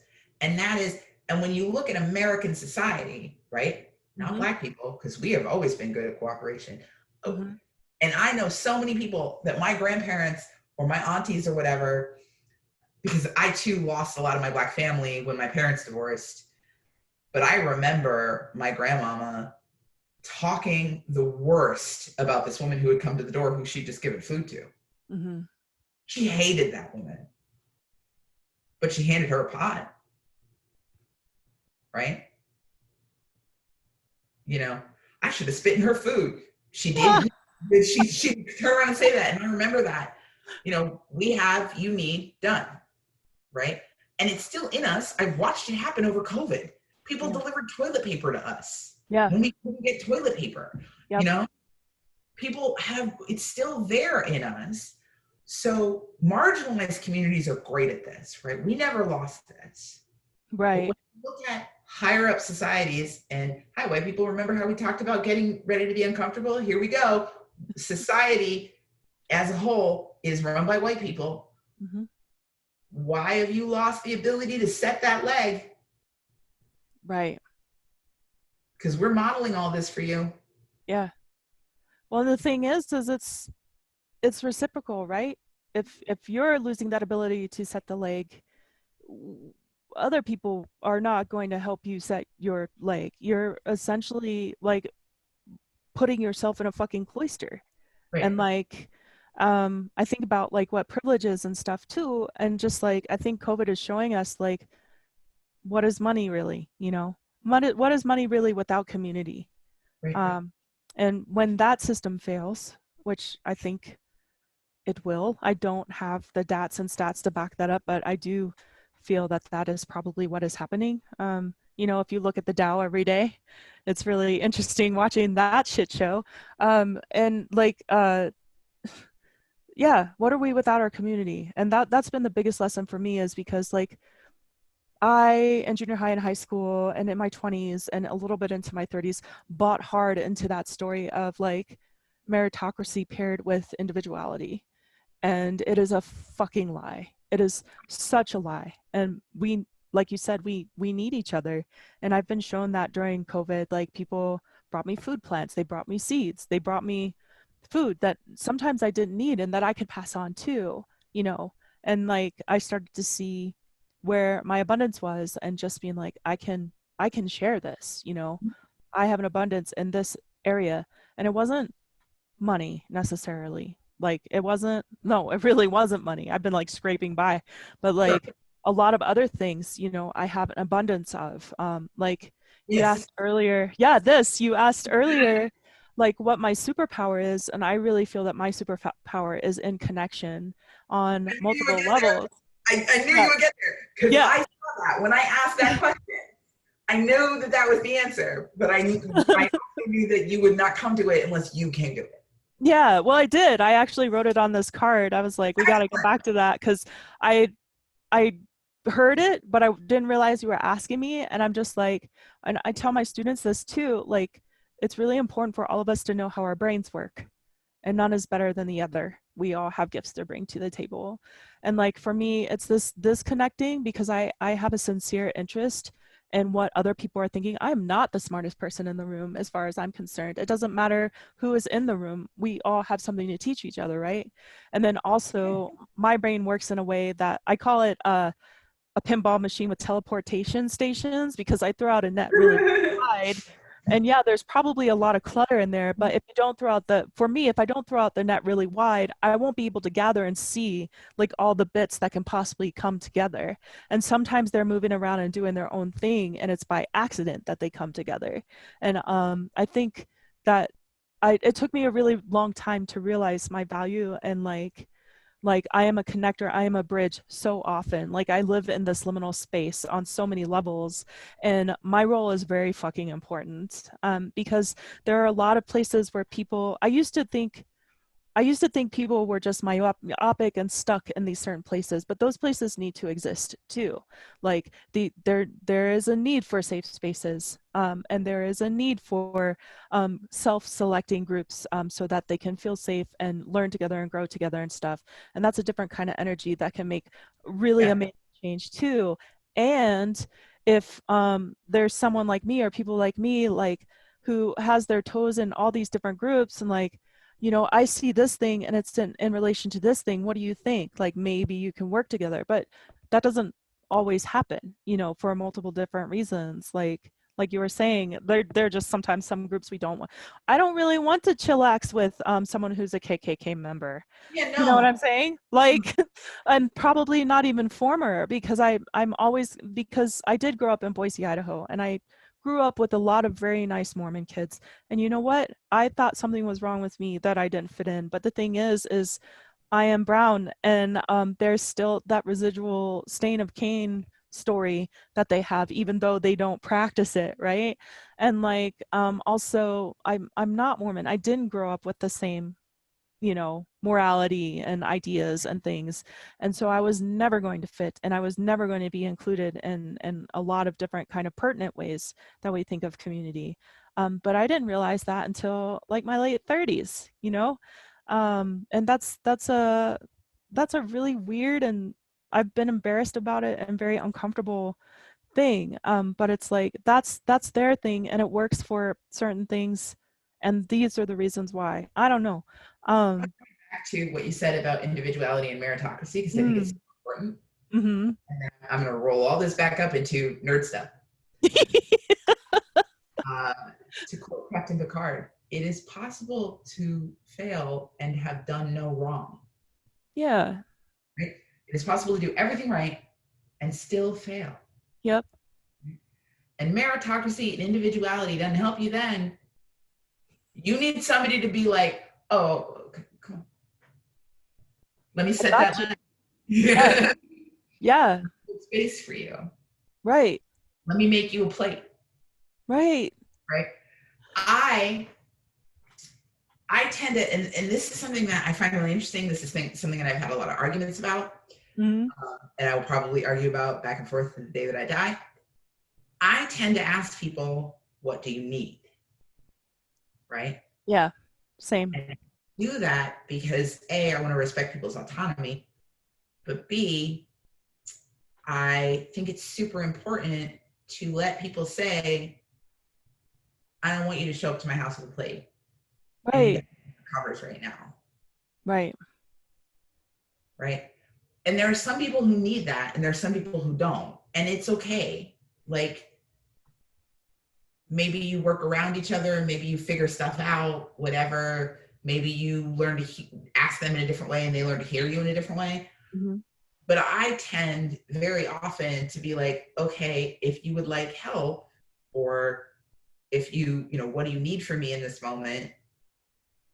And there are times when I've had friends say, I need you to lie to me. Like full on Buffy, lie to me. Okay. Everything's going to be fine. Mm-hmm. We're all going to be fine. and there's Yeah. going to be a rainbow, like a magic fountain. I don't know, whatever. The bad guys are clearly designated by their black hats, and the good guys always, I don't know what to say. And then there are other times where people say, are we going to be okay? And I'm black, so my response is, we don't have a choice. Right. And this is something that I value about my background, because, coming from a Jewish background, coming from a black background, mm-hmm. Continuing is winning. Yes. Right? I win. If all I do all day long, and this has happened, especially during so many months of COVID, if all I do all day long is wake up, take my meds, feed myself, mm-hmm.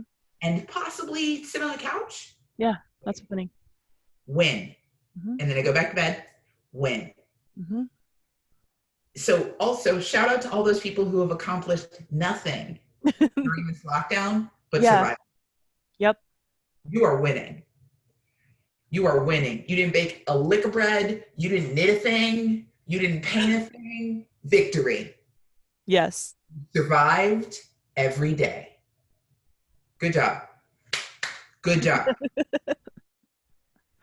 All that other stuff is extra credit. Yep. Wake up, breathe in.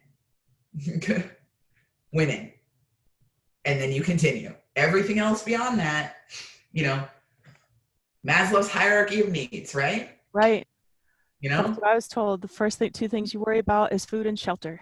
Food. You got food and shelter in order, and then you get to think about some other shit. Food and shelter. Yep. Anything else? Do you have a place to live? And for those people who are suffering food insecurity or housing insecurity, if you're in Philadelphia, it is literally my job to know how to help you. Please reach out to me and I will connect you with other people. Yeah. And there are so many places, if you're watching this, you have internet access. There are so many places that aren't the city, the state, the county that can and will help you. Look at neighborhood Facebook groups. Yep. Look at, homelessness networks, because a lot of the homeless people that I know have cell phones because they are their lifeline, literally, right? Yeah. Homelessness networks, resource networks. There are people like me, family advocates and various kinds of advocates, whose whole job it is to go, you need to go there, you need to go there, you need to go there. Okay, you're not calling here. Bob, I need you to talk to this person there. Like, literally be the person who's making those connections. Yeah. I'm a resources person for sure. And I am really thankful that I'm able to see that way. So there are a lot of things I don't carry in my brain. I admire folks who have encyclopedic brains, but that's not me. It's I know there's a resource for that and we can look for it if we need it, And so that's where I'm coming from. It's yeah, what do you need? I ask that question a lot. I don't always get an answer back. But sometimes people do, they're like, oh yeah, this is the thing that I need, or maybe people don't know, and I like asking other people that question because one of my big hard lessons was I had a friend who was experiencing homelessness for a long period of time and also suffered disabilities, and my solution was here's get yourself off your fucking ass basket, essentially, in so many words is what I said. And it had electrolytes and it had his favorite pop in it and it had food and snacks and it had a really cheesy hippy dippy book about it was Pronoia. I don't know if you know that book, and my old Nintendo DS with some happy games and all of those things. And I was also like, do you need me to go with you to all these different places because there are resources, right? And he said, you know what, I really appreciate this. And I mean, you're essentially, he was very clear and very honest about the fact that I was kind of wielding over him a kind of life that I would want to live. And there were a lot of reasons why he didn't want to go after those resources, because he had tried. It was very difficult. And it was easier to live in his car and eat fast food and, live live how he could live in a way that didn't feel so overwhelming that he didn't want to live, and that was a really hard lesson for me, because, you know, we're talking about privilege, for example, right? And it was definitely a blaring instance of like, holy shit, like, he's right. Like, there are so many different ways of living, and there are a lot of things about my life that maybe are a little bit kind of bullshit, right? Like, it's just like, I believe I have to live in this certain way, and that's living. But is it though? Is that living? Like, being on a gerbil wheel and just paying my bills and like buying a bunch of shit I don't actually need, um I just like, it was definitely a wake up moment, and it was very hard on me because it was just like, well, what can I do? And he's like, just be my friend, you know and it was like the simplest request, and at the time, I there was something about me that didn't accept it, because I was like, oh, he's not accepting help, he's not taking care of himself and all this other stuff. And so, I mean, I lost my friend, right? um and it took me a while, but then I realized, I wasn't right. I really wasn't. I wasn't right. He just wanted a friend, and I could have done that. I could have been his friend.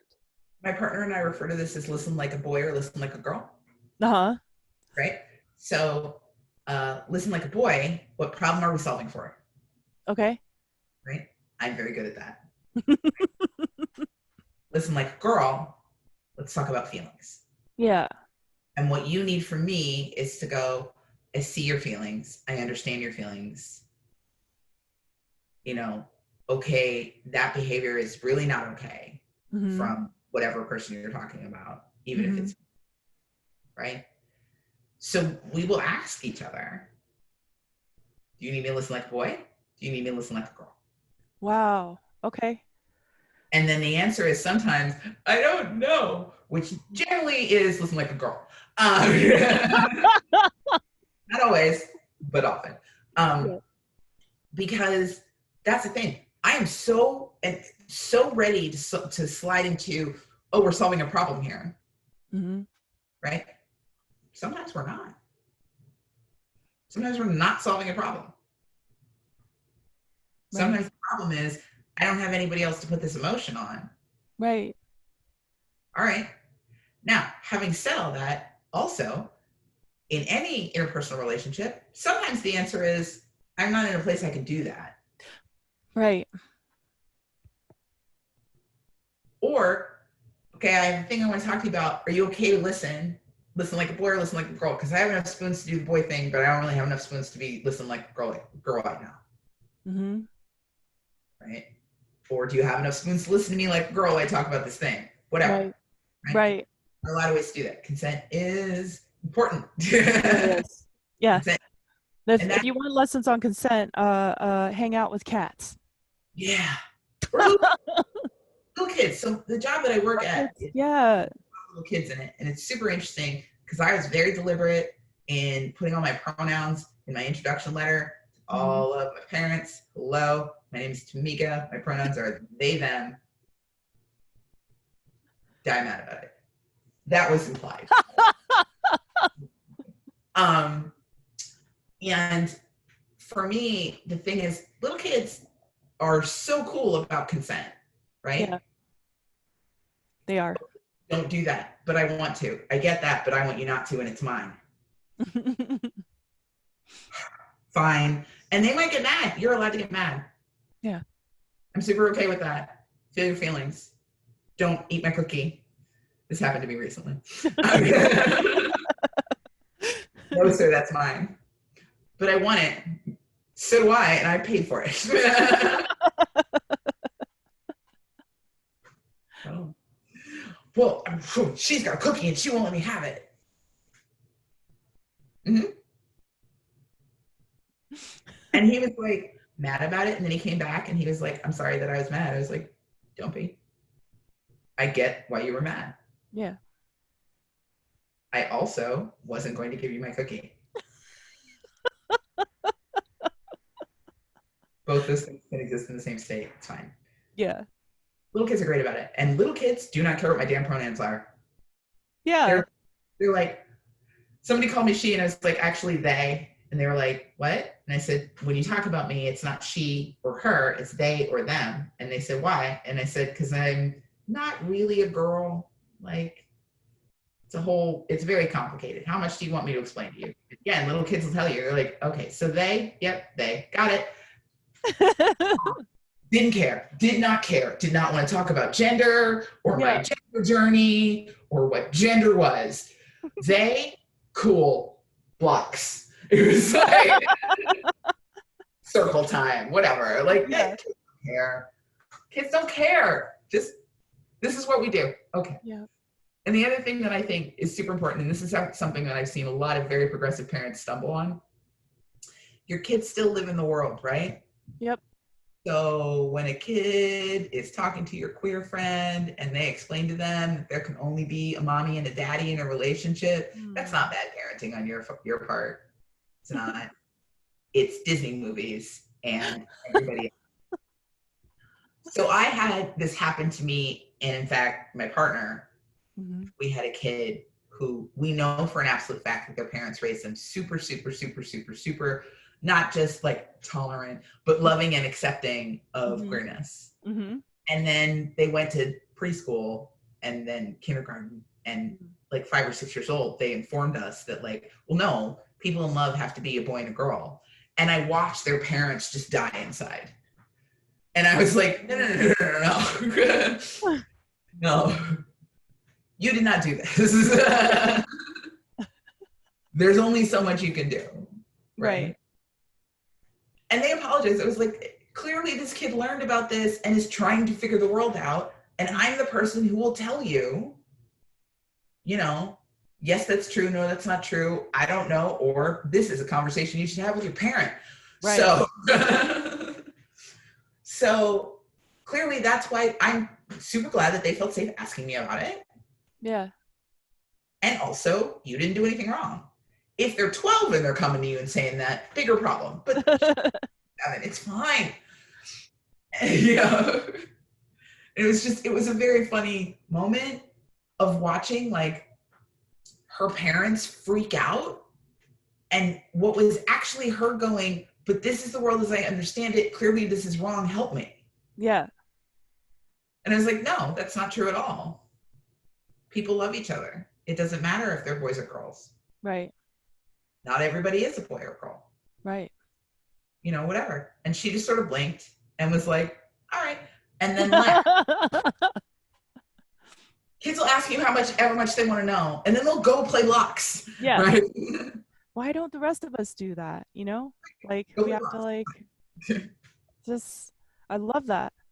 That's what I want. That's what I want to see more of in the world, you know? Right. Like, yeah, you don't have to figure out how I feel in my body. You know what I mean? Like, I get to tell you, and then that's, yeah, this is who I am. Period. And it's super interesting to watch. I mean, you learn so much from little kids. And please understand, I do not have kids. I'm not going to have kids, because what kids like about me is also what would make me a terrible parent. I treat all children like they're short 35-year-olds. Which is great if you're a person who interacts with kids professionally or in short periods of time, because I think they're the coolest being on earth. Yep. But as a parent, so here's the story of why Tameka shouldn't have children.